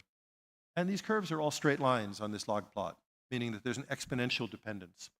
And what you see is if you put the probe at the middle of the barrier, then indeed the atoms are equally likely to fall out the right or the left. But if you put the probe near the left side of the barrier, they're more likely to come out the left. Put them near the right, more likely to come out the right. And the dependence is just given exactly by the tunneling exponential. It's e to the minus 4 kappa times the distance, which in the end we realized is very easy to show analytically. We also realized that this proposal was a little bit silly because we were imagining a time-independent probe and asking whether we gave the particles enough energy to roll over the barrier. Well, if you have a time-independent probe, energy is conserved. There's no way you could give the particles any more energy. So of course that didn't happen. But to me, this curve is already surprising, and we'd love to verify it, because in some sense what it's saying is these particles behave as though they're still tunneling. It's exponentially difficult for them to get through a large distance. And yet they're behaving as though they started at some point inside the barrier where I found them. So they behave like particles that I know are in the barrier, but I know don't have enough energy to be there. And I think that's really kind of amusing. But of course, once we saw this, we said, oh, right, we needed to make the probe time-dependent. Because in some sense, this time-independent probe, it's not telling us, okay, I found the particle in the barrier and collapsed it there. It's saying, I confirmed that the particle has been at the barrier, in the barrier at some point in the past. That doesn't mean anything. That doesn't collapse you at all. So you need the probe to be short, collapse the particle to be in the barrier at a given time.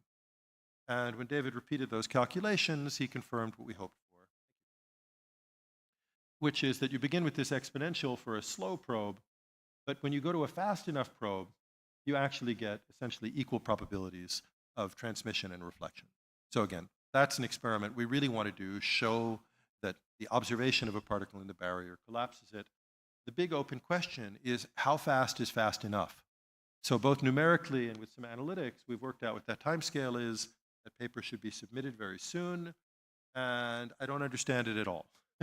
The answer is that the speed at which you need to do this depends on how far you're looking from the edge of the barrier, and it scales not as the distance to the edge, not as the square of the distance to the edge, but as the square root of the distance to the edge, like some kind of superballistic or accelerating motion. And I'd love a physical picture of why that is. We only have mathematical pictures right now. So it seems to be a kind of new timescale about tunneling. All right, I'm told that unlike our atoms, I've been going too slowly, so I'm going to give a rapid version of part 2. This next experiment we've been doing, led by Josiah Sinclair and then Daniela Angulo, is about how photons spend their time in matter. And at first we were trying to make photon-photon nonlinearities, quantum logic gates, things like that. But we got distracted by a foundational question, which is when a photon goes through a piece of glass and slows down, where is it spending its time? And I don't know about you, but there's a hand-waving picture people told me in grad school. They told me don't take it too seriously, but it's amusing, which is that even though visible light in glass is way, way off resonance, there's an uncertainty principle, and an atom or a molecule can sort of borrow the energy for a short time and hold on to the photon for a time on the order of 1 over the detuning. And that actually gives the right scaling for transmission through things very far from resonance. And you could ask, is the extra time particle takes to go through a dielectric medium just equal to the time that the particles in the medium spent in the excited state? It's a nice picture. But of course, on resonance, it gets very funny. This 1 over delta diverges. You might expect it to just be replaced by the lifetime of the atom or something like that. Except if you really work out the delay of light going through a resonant medium, the Lorentz model, many of you probably know the group delay goes negative right on resonance. So it would be very hard to explain this negative time by spending, that's the extra time particles spent in the excited state. So we decided to do the experiment. Imagine a cloud of atoms, a cold gas, not Bose-condensed in this case. Send a single photon through, ideally, and you can work out how much time all of these atoms added together spend in the excited state. And it turns out to be really simple. It works out to be the absorption probability, or scattering probability, times the spontaneous lifetime of the atom. And that suggests a really simple picture, which is that some of the photons are absorbed by an atom. The atom ends up in the excited state. On average, it takes a lifetime to decay and spit the photon out in a random direction. And the other photons just get lucky. They miss all the atoms, they go straight through, and they're never absorbed. So we thought that's interesting. For nonlinear optics experiments, where we have a nonlinearity that depends on saturating the atoms, Does this mean that only the absorbed photons are actually contributing to the effect? And every time a photon is transmitted, it will do nothing at all. And I'm rushing through this, I apologize, but that was one picture. Maybe photons that are transmitted never excite atoms, so they don't lead to nonlinear effects. Or on the flip side, maybe photons, come on, it's really an electromagnetic field, it's polarizing the atoms wherever it goes, but absorbed photons are mostly absorbed in the first optical decay length. Whereas if I see a transmitted photon, it went through my entire sample, no matter how thick it is. Maybe the transmitted photon should give me an even larger phase shift. That was the question that we had. Josiah set up to measure by sending a pump photon into our atom cloud, and then a probe beam, which would get a phase shift that should depend on the saturation of the atoms. We're now able to send the pump photon along to a single photon counter so that we can look at the phase depending on whether or not the photon reaches this detector. And that was our big question. What is the phase for the transmitted or for the scattered photon? And all right, I'll leave out the experimental details because, as I said, I'm out of time. With about 34 photons, this is the nonlinear phase shift we saw. This is on the order of, I think, 800 microradians or something like that. But we need to see just the one photon effect. And we do that by carrying out a careful subtraction I could tell people about later. That took a lot of work. Basically, my students didn't sleep for something like 800 hours out of a few months. But you see that they were able to get this very small, on the order of 10 microradian difference, with statistical significance. The thing is, we were expecting to get zero. And in my life doing quantum optics and foundations of quantum mechanics, this is the first time we did an experiment where we got the opposite of the answer I expected. Usually, we pretty much know what we're looking for. So I was pretty excited by that. We couldn't get it to agree with any theory we knew about. We kept trying to come up with semi-classical models. We pretty quickly realized that we were naive to expect the time to be zero. For a thick medium and a short pulse, there are very good reasons to imagine some atoms being excited and then again de-excited. But there's no semi-classical treatment that will tell you what that time is because we're post-selecting on where we see one given photon. That concept doesn't exist in the semi-classical theory. So we needed to turn to our quantum friends, and we collaborated with Howard Wiseman to do a fully quantum treatment of what's going on. And we quickly confirmed my hope, which is that as we went to lower OD, this time really did go to zero as it was supposed to. It should also go to zero, we figured, if you had a really narrowband source. So we did this for narrowband sources, and it went to zero, but only after going very, very negative. And I saw this, and I told my students, well, just go back and fix your code. There's obviously a mistake. Some of them were very sharp and very quickly showed me analytically that if we took Howard's integrals and took this limit, it really did go negative. So I told Howard he'd made a mistake, but you're always wrong to tell Howard he's made a mistake. He doesn't make mistakes. So it turns out his treatment was correct.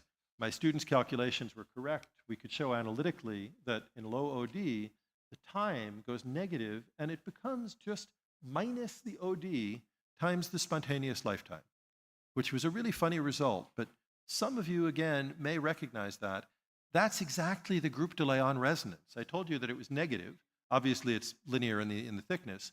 It's really minus OD times the spontaneous lifetime. So after a lot more work, we showed that this is identically equivalent to the group delay, meaning that indeed, our original naive picture that the extra time a photon spends getting through a medium is just equal to the amount of time the atoms spend in the excited state, even if those numbers are negative. When the group delay is negative, we're saying that the effective amount of time the atoms spend in the excited state is negative. And I know that sounds crazy. I mean that in a very measurable way that I'll happily talk about with people later. But this is the measurement. This will be on the archive soon, Daniela's thesis work. And we see as a function of pulse duration and for a few different ODs, this measured time really change sign. Operationally, that means the nonlinearity that we see can have different signs for absorbed and transmitted photons if we're in the right regime of high OD and short pulses. So I think the lesson here is that some of these times, like imaginary times and negative times that you would have wanted to dismiss, instead, we just have to be careful how to interpret them. But those numbers do have physical meaning, and they govern a lot of real-world physical processes. All right, so with that, I will thank you for your patience and leave you with my summary and open up to questions.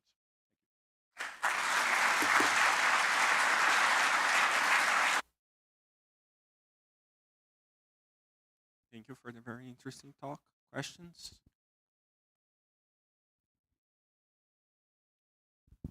Thank you. Really great talk. Thanks. I was wondering to what extent the shape of the barrier affects some of the things you were talking about in the first part of the talk. So, for example, an actual square barrier, the transmission function over the barrier has oscillations, which can mean that a faster atom or bit of a wave packet might be transmitted less than a different speed bit of wave packet if you decompose it. But on the other hand, your blue detuned light sheet probably has a Gaussian cross-section, in which case there are no such oscillations. But if it's something in between, maybe there are some oscillations over the barrier. No, to our best approximation, at least right now, other than aberrations, our beam really is Gaussian, so there are none of those resonant oscillations. We're working with spatial light modulators to start experimenting with more interestingly shaped barriers for other reasons. But you're right, if you really do the calculation for a square barrier, you do get those oscillations above. The tendency is that when the transmission is highest, the time is also highest. Basically, on resonance, you spend a whole ring down time in a cavity, and off resonance, you spend a much lower time. So there's a qualitative similarity between the curve for the times and the curve for the transmission.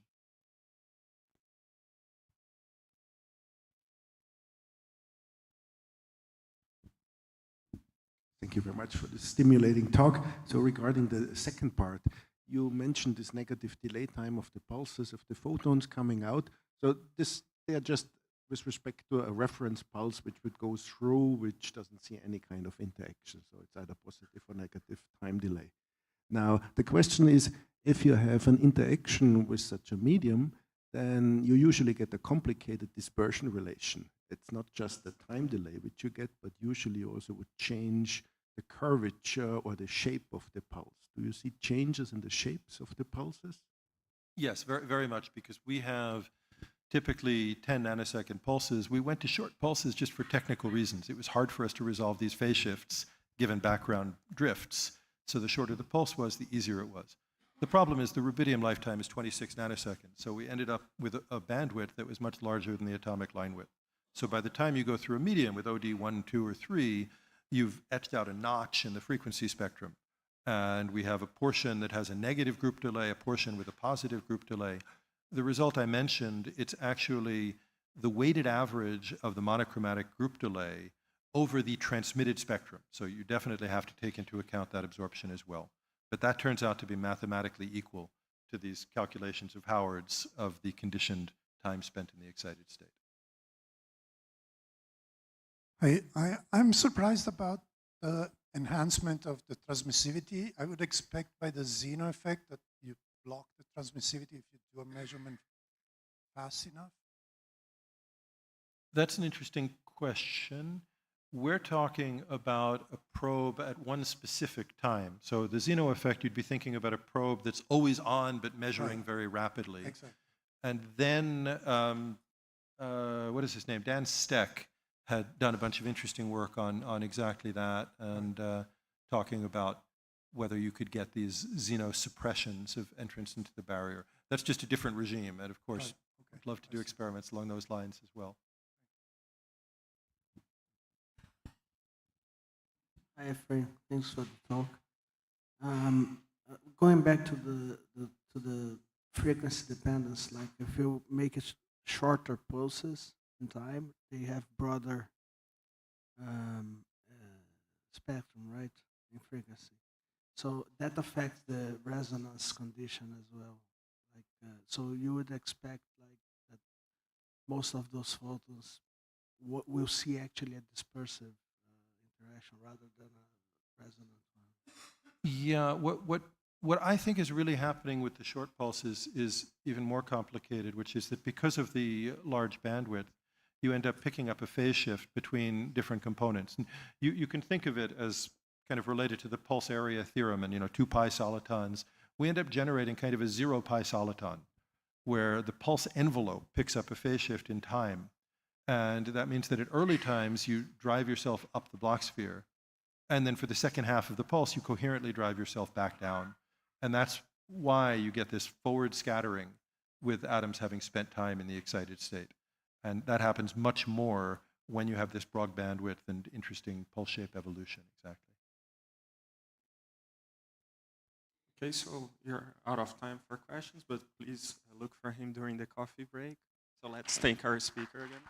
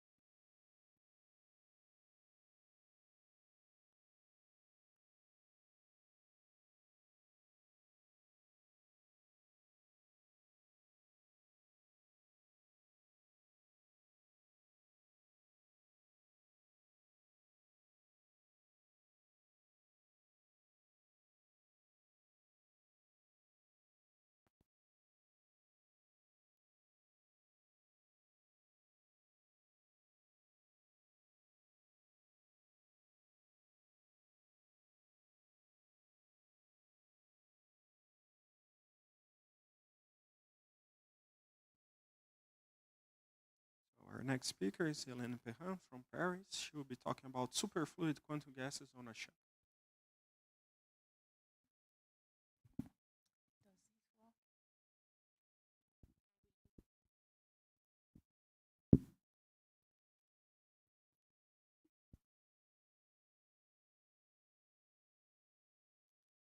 Hello, everybody. And first of all, I would like to thank the organizers of this really nice conference for the kind invitation. So yes, I will be talking about our recent results on superfluid dynamics in a shell. And if I have time, also on microgravity in a shell and trying to fill the shell trap with a superfluid. So I am from a laser physics laboratory in Paris, North University. And in the laboratory, we have 6 or 7 setups on cold atoms and molecules. The one I will mention today is a rubidium setup in my group. There is also a sodium setup, which I have spoken about last Friday in a seminar 6. And there are also 2 experiments with atoms in optical lattices with a large spins and with dipole gases in the group of Bruno Laburte and Martin Robert de Saint-Vincent. And there is a metastable argon cold atom setup for atom interferometry and an experiment on ultra-cold molecules led by Benoît Darquier. Okay, so my topic is more on quantum gases. And as you know, quantum gases are an exquisite system for studying fundamental physics and also towards quantum simulation, because it can serve as a model for other systems, a kind of analog quantum simulation. And the reason why it is so is because for quantum gases we can control really nicely lots of parameters very precisely. Of course, the temperature, the interaction strength between particles, the confinement geometry. We can put them into periodic potentials. We can study low-dimensional systems, so 1D gases, 2D gases. We can play with internal states of the atoms. And they are really nice because you can really easily detect them either with destructive imaging or non-destructive imaging. So people currently, after studying the equilibrium properties of these quantum gases, they are more looking at dynamics or out of dynamics evolution, and that's very much true here in San Carlos, where there have been really nice experiments on turbulence, for example, in quantum gases.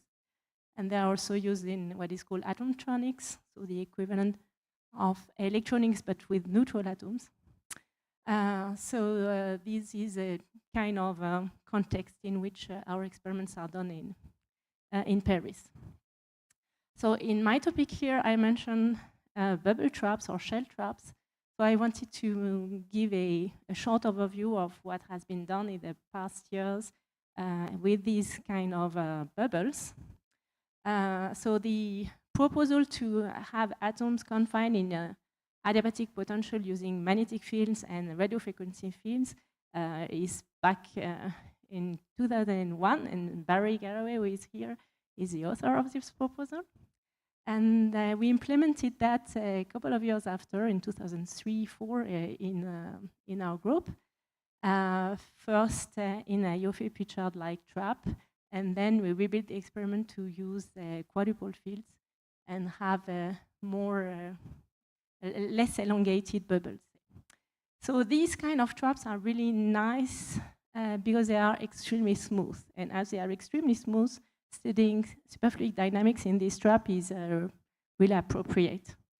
So one of our first experiments is to have this bubble, and because of gravity, the atoms gather at the bottom of the bubble. They are naturally very anisotropic, so 2D gases. And we have looked at the collective modes of these 2D gases.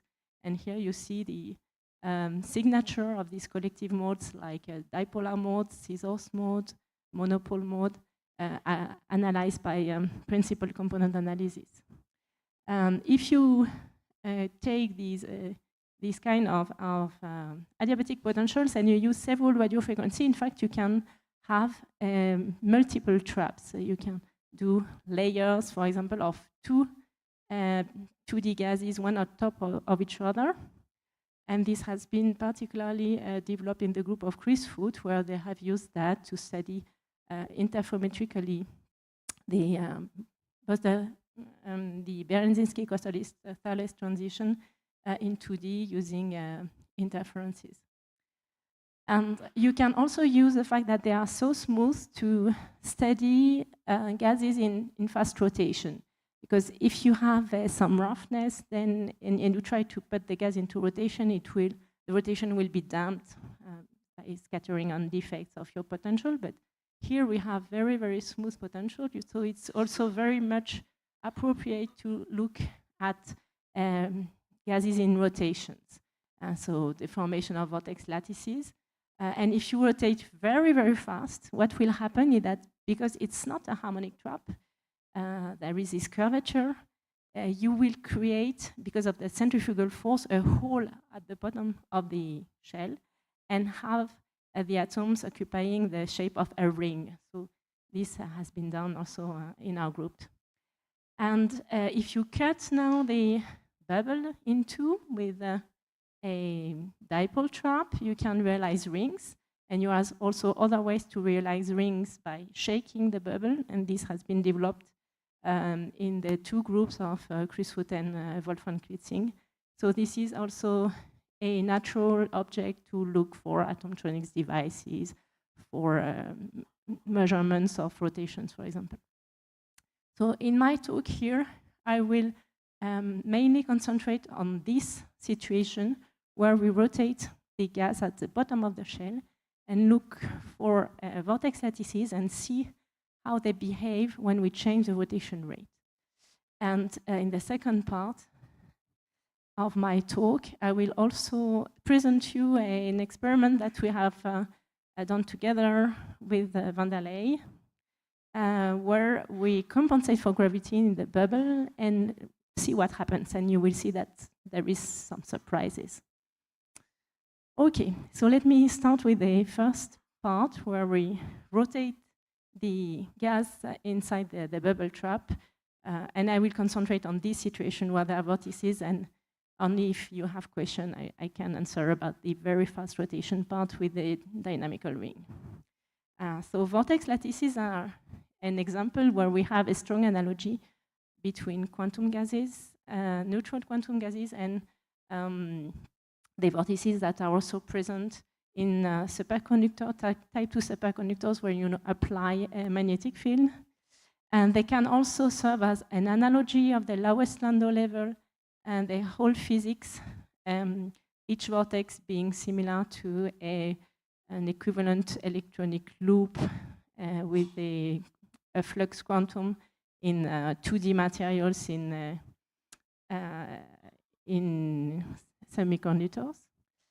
And the topic of looking at what's happening when you change the temperature in a vortex lattice, so if you look at the modes that are present there, has been studied also in the group of Eric Cornell in particular, where they were able to observe deformation of the vortex lattice in the term of Tkachenko modes, where instead of having a really pure triangular lattice, you start to have deviations like that. And these are very low temperature excitations. But if you increase the temperature, what you expect is that these kind of systems will go from a crystalline to a liquid phase. And this is very much studied, including with other types of systems as colloids in this example. So this, I said I will not touch about that. So let me present you a little bit what is our bubble, because it's important to understand how it works, to see if, I mean, there are some details which rely really on the way the bubble is constructed. So we use adiabatic potentials. So the ingredient is that you have a static magnetic field, which in our case is a quadrupolar field with a 0 at the center. And then the field increases linearly with the distance to this center. And on top of this static magnetic field, we add a radio frequency field, which is resonant with atoms which are at some distance to the center, because it's a place in space where the Zeeman splitting corresponds to the RF frequency. So if I choose some RF frequency, the resonance place will be a surface around the 0 at a radius which is proportional to the RF frequency. If I change the RF frequency, I increase or decrease the radius of this bubble.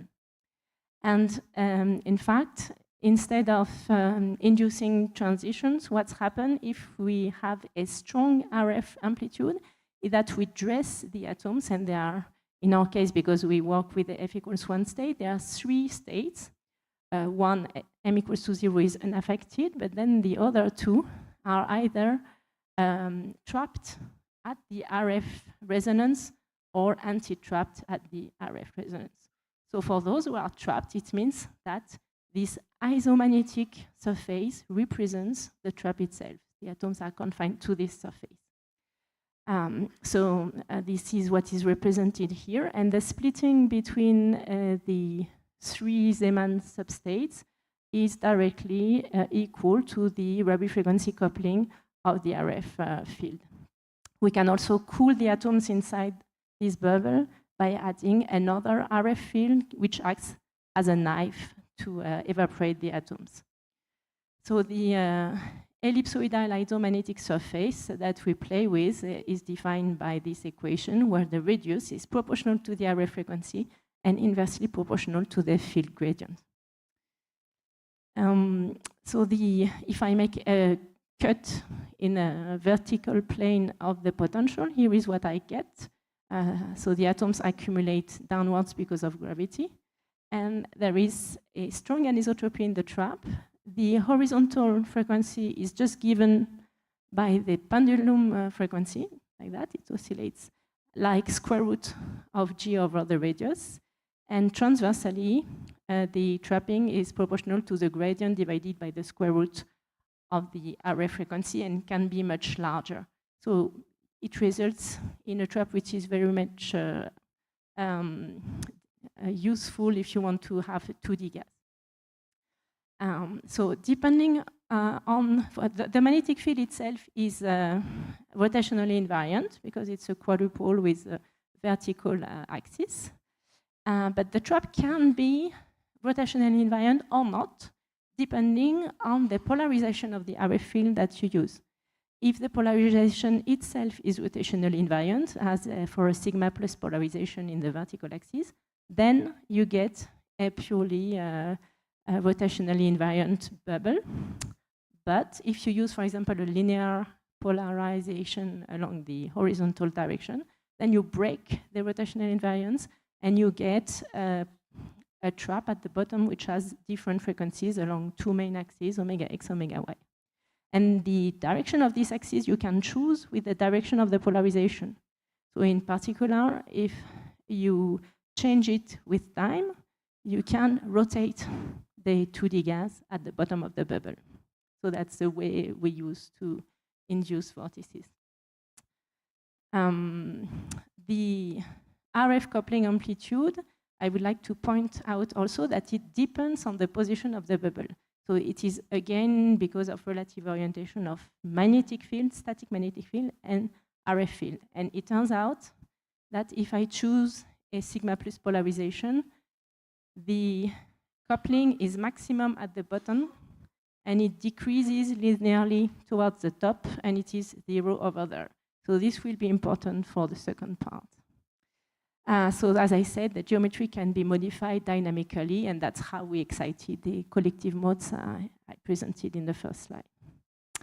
Okay, so now let me go to rotation in an anharmonic trap. So what's happening? If you set the gas into rotation, if you go to the rotating frame, it changes the Hamiltonian, of course. It induces a gauge field, so it's as if you had a charged particle in the magnetic field. And there is a correction to the potential, which is due to the centrifugal force. So of course, if you rotate, you change the potential the atoms are in, the effective potential that they see. So it means that the trap opens up. So this is a limitation if you confine the atoms in a harmonic trap, because if you rotate as fast at the harmonic trapping frequency, you lose the trap. And if you rotate faster, it's an expelling potential. But as we are in an anharmonic trap, the bubble is anharmonic, we can access even to the situation where we will rotate as fast as the harmonic frequency at the bottom, or even faster, and that's how we do the dynamical ring. So this is really important to be able to access to any value we want for the rotation frequency. So let's look at the protocol. We start from a degenerate cloud at the rest, at the bottom of the bubble. We induce an in-plane elliptic deformation that we rotate for a while, and then we go back to rotational invariant and look at the equilibrium situation we reach. And we do that with a rotation frequency that increases for different experiments. So the trapping frequency is 34 Hertz, and this is a picture of what we get after time of flight expansion if you rotate at 20 Hertz. So you see there is a nice vortex lattice inside the condensate. So this dashed blue circle represents the Thomas Fermi radius where the density goes to 0. So if you rotate faster, we have more vortices. And also you see that the radius increases, and this is due to the centrifugal force pushing the atoms apart. And so if we rotate faster and faster, you see that the vortex lattice starts to deform. And after a while, it looks like this vortex lattice is completely melted. And so this is this transition that we would like to study more quantitatively. So melting transition in 2D is a very well-known topic, and it is described by the Kosterlitz, Thouless, Haldane, Nelson-Young theory.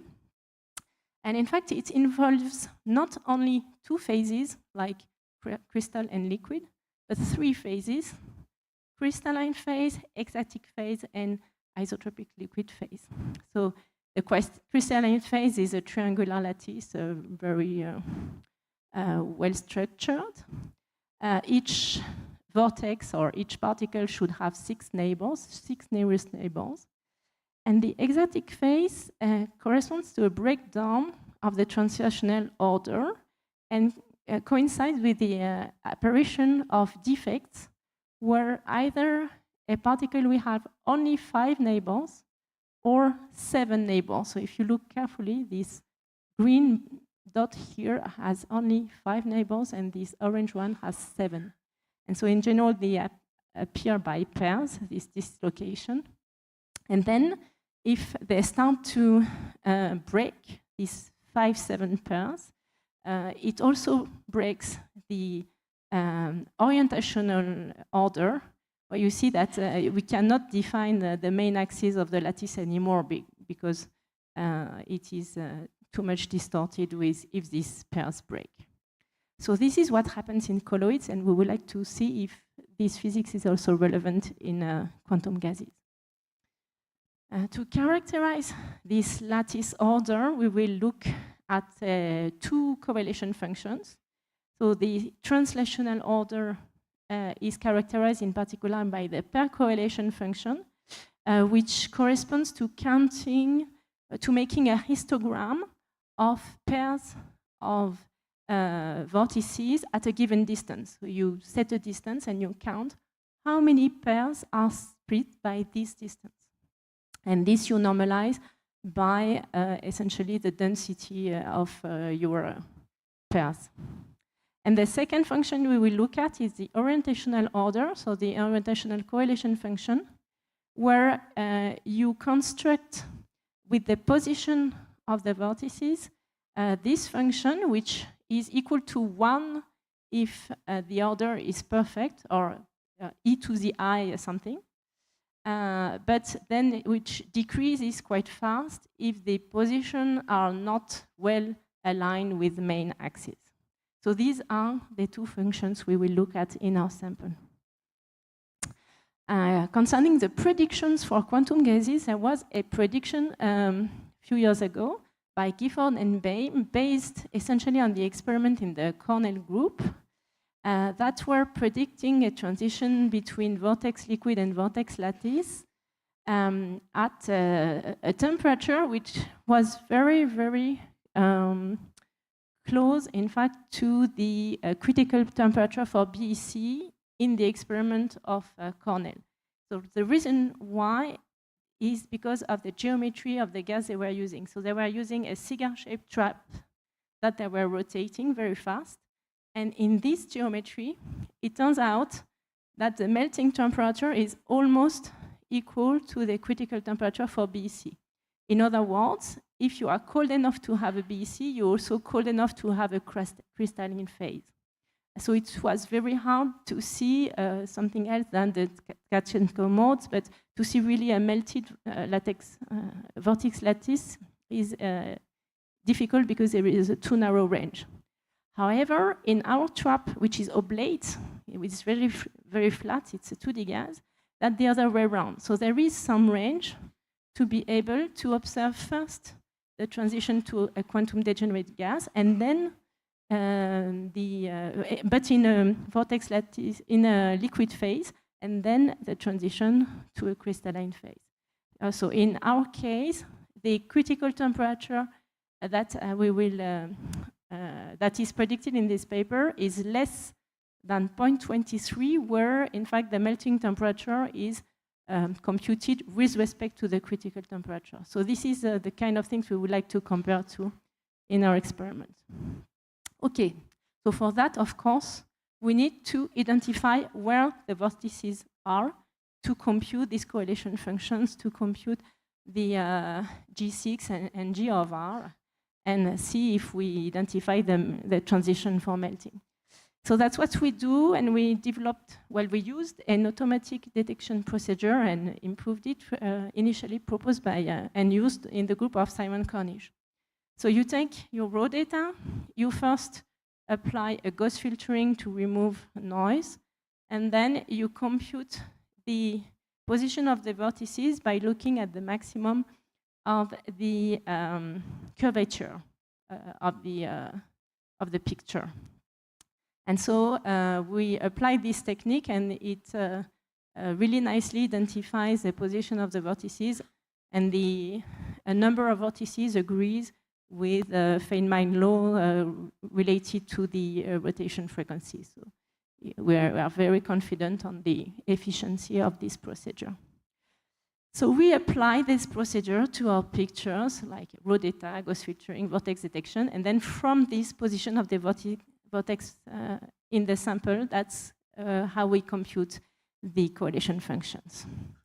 Okay, so here is the result. So we take the picture, we apply a Delaunay triangulation to identify which are the nearest neighbor, so if there are 6, 7, 5. And this is a histogram of pairs that we normalize with the number of possible pairs we can have in our finite size sample. And here is the correlation functions, the pair correlation function for our sample when we change the rotation frequency. So something I would like to point out I forgot is that in our case, what we change is the rotation frequency. So we change the effective temperature not by changing the temperature, which is always fixed and equal to 18 nanoK in our sample, but by rotating faster and faster. That's much more under control in our experiment. So when we rotate faster, which corresponds to effectively increasing the temperature, we see that this pair correlation function, which was nicely oscillating at low effective temperature, decays much faster, and at the end it presents almost no oscillation. So this is typical from a transition to a liquid phase. And from this data, we extract a decay length of this pair correlation function. We also apply the same trick for the orientational correlation function that we compute for different effective temperatures. And here again, we see oscillation that disappears, and the typical decay of the decay length of this orientational correlation function is smaller and smaller as the effective temperature increases. So now if we plot these two decay lengths, so the pair correlation decay length and the orientational correlation function decay length, we find that there is a region where the orientational, the length of the correlation for the orientational order decreases significantly. So first we can remark that at low rotation frequency, the orientational order decay length, or the typical length for orientational order, is in fact equal to the size of the sample, which is this dashed line here. Whereas already on that side, the typical length for the pair correlation function is below the size of the sample. So it means that here we don't really have the translational order, only orientational order. So this would correspond to a hexatic phase.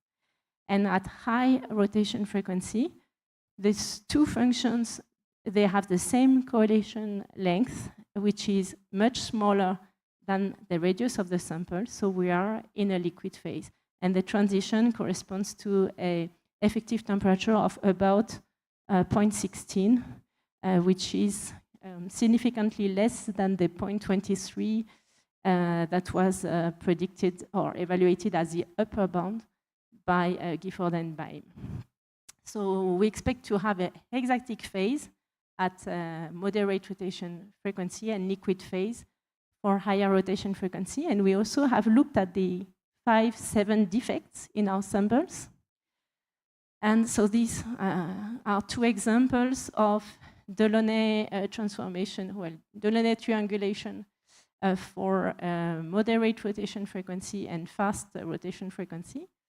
And in this example, you see that the most of the vortices have 6 neighbors, as they should, whereas in this case, the number of defects with either 5 or 7 neighbors increases significantly, and the number of sites with 6 number decreases, and this corresponds to the hexatic phase. So our findings are consistent with the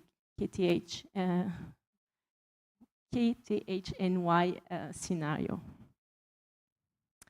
And I would like to mention recent numerical simulations done by Salvio Beretta, who visited us for 6 months and who is a PhD student here at USP, and who did a really great job on simulating the experiment and at finite temperature with a stochastic projected Gross-Pitevsky equation. And his last results, this is data from last week, show that indeed we should be able to see the hexatic to liquid transition in our sample. And in his simulation, he's also able to go to lower effective temperature and observe the crystalline phase. So the 3 phases that we observed in this simulation also correspond to our data. So this is still very preliminary, fresh data, so it has to be checked carefully, but we now can maybe compare more quantitatively to the experiment. Okay, so how much time is left? 7 minutes, that's perfect. Okay. So let me now touch to my second part, where again it's in collaboration with a group of Vanderlei. And the idea is now to wonder if we can have these bubbles in microgravity and try to fill completely the bubble. So let me show you all data taken in our group with the former experiment where we dressed a Yoffie-Pritchard trap. So this is from our first publication in 2004 and Yves Collomb's PhD thesis, where we have the bubble and the atoms are gathered at the bottom of the bubble because of gravity. And in the PhD of Olivier Morisot, he showed that, of course, if there is a larger thermal energy for the atoms, they are able to populate completely the bubble. So here it's a bubble filled with atoms, a hollow gas, already in 2007, but that's thermal atom. And up to now, filling a hollow bubble like that has been done only with thermal atoms. But we tried, so we tried to see if we were able to fill the bubble with a BEC. So why is it interesting? Well, if you have a superfluid on the full surface of a bubble, then there are specific properties that are related to the topology or the shape of this trap. So one of them is that if you have a vortex somewhere with, for example, a positive charge, then you should have somewhere else another vortex with a negative charge. And this is a kind of mental image of what should happen and why it is so. So vortices, they always come by pair with opposite charges on the surface. Second, of course, because it's quite different from a field sphere, you will have specific collective modes for these hollow gases. So the first collective modes have been computed in this theory paper, where you have additional quadrupole or monopole modes because of the hole in the center. And another thing we could wonder is, are there effects of the curvature of the bubble? So the fact that atoms live in a curved space, are there consequences of that? And for example, if the curvature is not evenly, if it's not a sphere but an ellipsoid, so the curvature is not equal everywhere, would it be that the atoms will gather at some parts because of a different curvature? So there is an experiment that wanted to test that in the International Space Station, so that was launched around 2007 or something, where they were producing a BEC in space. And with this BEC, the idea was to use the same kind of adiabatic potentials and to try to fill the bubble with a quantum degenerate gas. So unfortunately, because of reasons that I will discuss more in the following, they were able to fill the bubble with a thermal gas, but not with a quantum degenerate gas. But the thermal gas temperature in their case was much, much smaller than the thermal temperature that we had past 15 years ago. Of course, it's more in the nano K regime. So it's ultra cold bubbles, but you will see that it's not so easy to really fill the bubble with a quantum degenerate gas. So we tried that on Earth. So on Earth, of course, as you have gravity, if you want to fill the bubble, you need to compensate for gravity.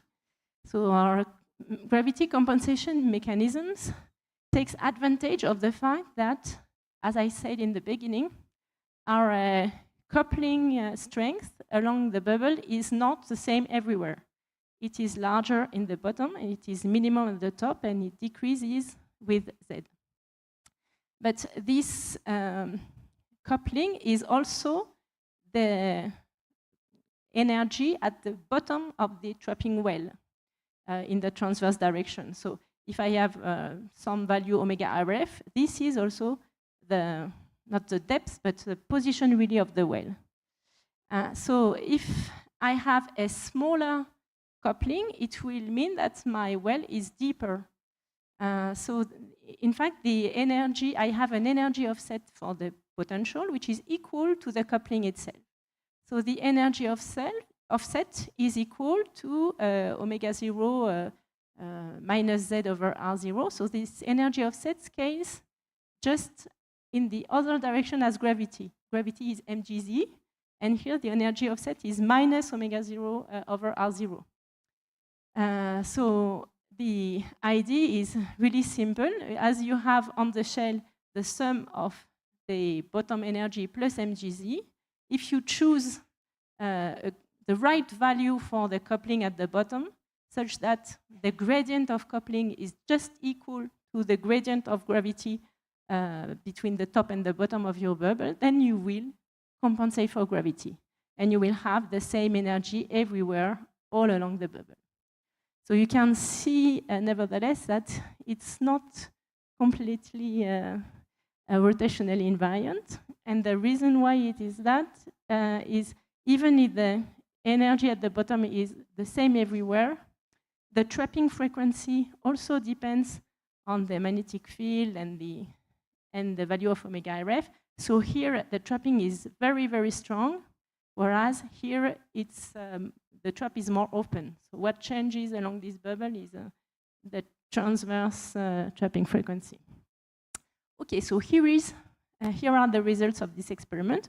What we do is we start with atoms at the bottom of the bubble. So these are experimental pictures seen from above.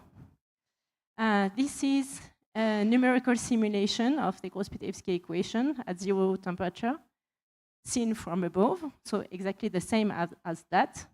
And this is the distribution of the atoms from the GPE simulation, but seen from the side, because we don't have an in situ side view of the atoms, but we have of course, we can look on the side from the simulation. And so what we do is that we increase the magnetic field, which is equivalent to increasing the coupling in the sense that it shrinks the bubble. So of course, the difference between top and bottom is less and less and less. And so it increases the gradient of coupling artificially. And what you see that when you do that, we compensate for gravity because the atoms are less and less pushed downwards. They can occupy a larger fraction of the bubble. And in this picture, for example, they occupy almost the lower half, the lower hemisphere inside the bubble. But now if we push even further the gravity compensation to try, for example, to reach the top, we observe a strange behavior. So instead of continuing spreading the atoms everywhere and have a filled bubble, what we see is that the cloud departs from the bottom. And now there is a hole in the center, and the cloud forms a ring around the equator. So this we did not expect initially, so we can wonder, so why is it like that? Is it, like I said before, an effect of the curvature that locates the atoms around the equator when there is gravity compensation, or is it something else? So let's just look at numbers. For the curvature, that's true, there is an effect of the curvature, because we have a stronger curvature at the equator than at the bottom. And in fact, there is indeed an energy difference between the equator and the bottom because of the curvature. So now if we put numbers, we find that this energy difference corresponds to 2 Hertz. But okay, 2 Hertz is very, very small. Our chemical potential is more half a kilohertz, so 500 Hertz. So 2 Hertz is really much smaller than the chemical potential, and it cannot explain the fact that the atoms will be localized there. So this must be something else. And then we thought, okay, but we have to remember that the transverse trapping frequency is not the same everywhere on the bubble. In fact, it is larger at the bottom and at the top, and it is minimum near the equator. So the atoms are essentially confined in 2 dimensions, but if we forget about the transverse dimension, we make a new word there. Because the transverse dimension contributes with the 0-point energy, h bar omega perm divided by 2. And as this 0-point energy depends on the position on the bubble, if you compensate gravity for the main part and these terms disappears, this tiny stuff here is now the dominant energy. And the atoms will gently accumulate where the transverse frequency is minimum, and this corresponds to the equator. So if we compute indeed what we expect for the location of the atoms in our GP simulation, we see that this is an angle, this is the top of the bubble, this is the equator, and this is the bottom, so it's the angle theta from the vertical direction. And the effective potential when I take into account the 0-point energy is this guy here, whereas if I don't take into account 0-point energy, it would be flat and the atoms should accumulate to the top. So the reason why they are stuck here is because of this transverse confinement. Okay, so this is just to show you that the atoms can stay around the equator in this kind of ring for quite some time. So the holding time can be a few seconds. And in fact, this effect explains this picture. So this is a simulation by Andrea Tononi with the parameters of the International Space Station. And the fact that the atoms accumulate here and here is not an effect of curvature in their case too. It is due to the fact that in the trap, there is a stronger transverse oscillation frequency in these places than in that places where it is minimum. And this is the reason why the atoms accumulate at different places. And this is also why it is really difficult to have atoms spread everywhere along this magnetic trap. Any tiny little change in the potential will be a reason for the atoms to occupy some place along the bubble, because you cancel the main term, which is gravity, so now any little effect will be dominant.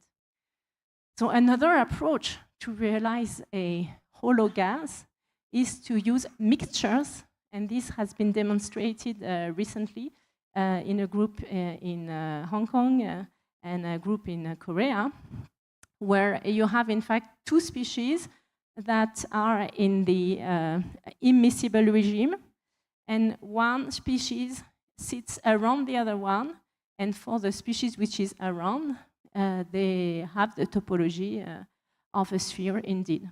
So it's not exactly the ideal situation that the theorists have in mind, because there is still something inside. And if you look at collective modes, of course, you need to take into account the presence of the medium which is inside. But at least it's a situation in which you really have a superfluid with a shape of a sphere. Okay, so I come to my conclusion. I presented you results on fast rotation and the identification of hexatic to liquid melting transition in a 2D gas, in a vortex gas. So what we would like to do next is look for defect pairing. So with these statistics of 5 and 7 defects, are they bound, are they unbound? So what's happening exactly microscopically? And to compare quantitatively to numerical simulations. And also in our experiment, we fix the temperature and we vary the rotation. And we can also wonder if we do the other way around, if we fix the rotation and increase temperature, would it be easier to see the 3 phases or not? So for the moment, the crystalline phase we don't see at the temperature we work with. And I also presented you another way to make a ring trap, in a sense. So what's happening when you try to compensate gravity in the bubble, and the spontaneous formation of a ring, really due to finally the quantum motion, the transversal quantum motion that acts as a trap for the atoms. So in this direction, even if we cannot feel completely the bubble, we can feel maybe half of it. So be sensitive to curvature in the ring, in the bubble. And so one thing we would like to explore is what's happening when we look at the superfluid dynamics in this sample where there is a curvature. Does it change the physics of turbulence, for example, or of vortex lattices, because some of the vortices will be on the side. And so that's the kind of things we would like to explore. So let me thank the group with a wonderful researcher that did all this work. So I must acknowledge first of all Romain Dubessy, who is a PI of this experiment, Laurent Longchambon, and the PhD student who worked on this project were Yan Yang Guo and Rishabh Sharma. And of course, we are very glad to have Salvio Beretta with us for 6 months, who did a great job in simulating numerically the experiment. So I would like to thank also our numerous collaborators and mention, as in the previous talks, that we have positions if you're interested. So thanks for your attention.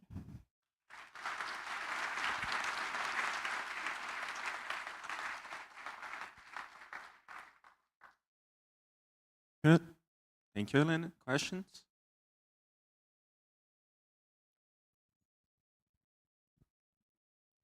Thank you for the wonderful talk. So you showed the susceptibility to all kinds of small errors. Now, initially you mentioned that you have a quadrupole trap. How about an octopole correction and higher multipoles to the magnetic field? The problem does not come from the quadrupole trap. So the fact that for example, here you see that our ring has 3 main lobes. This is not due to problems in the quadrupole trap. It's more due to the fact that our RF antennas are 10 millimeters in diameter, and they are placed 10 millimeters from the atoms. And this is not infinity with respect to the size of the bubble, which is more or less 100 micrometers. So it is at a 1% level. And 1% modulation of the coupling, the RF coupling, is what explains the modulation of density along this ring. So this you can change by having your RF antennas further away and more power, but that's not really the quadrupole. What makes the difference of transverse frequency is the respective orientation of the field created by the quadrupole, so the static field, and the RF field. And this is why there are changes.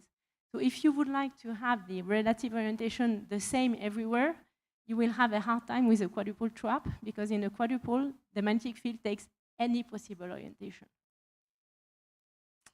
So then maybe you go to a YOFI, but it's not, I try to think about that, in fact. That's not so easy, because you really want to fight very small energy modulations along the bubble. It seems like the most interesting geometry would be one in which the radius was comparable to the interparticle interaction. Is there any hope of that? Comparable to? To the interaction. The radius itself? So if you have the radius of the trap comparable in size to the length scale of the interaction. The scattering length? It seems like that would be very interesting, because then you're interacting across the sphere. Yeah, already having the scattering length on the order of the transverse size of the harmonic oscillator is not so easy. So the size, the size of the bubbles with this kind of traps, at least, you can imagine bubbles with size of maybe a few micrometers if you go with very, very strong gradients, but then you have Landau-Zener losses problems. But typically, maybe 10 microns is possible. So having a scattering length of 10 micrometers is not. But so, of course, if you want to have it of the size of R, it has to be larger than the transverse size of the harmonic oscillator, because it's a first scale you meet before that. So you will have 2D collisions, and then in fact that's the next step. So it seems really challenging. Let's thank Helena again.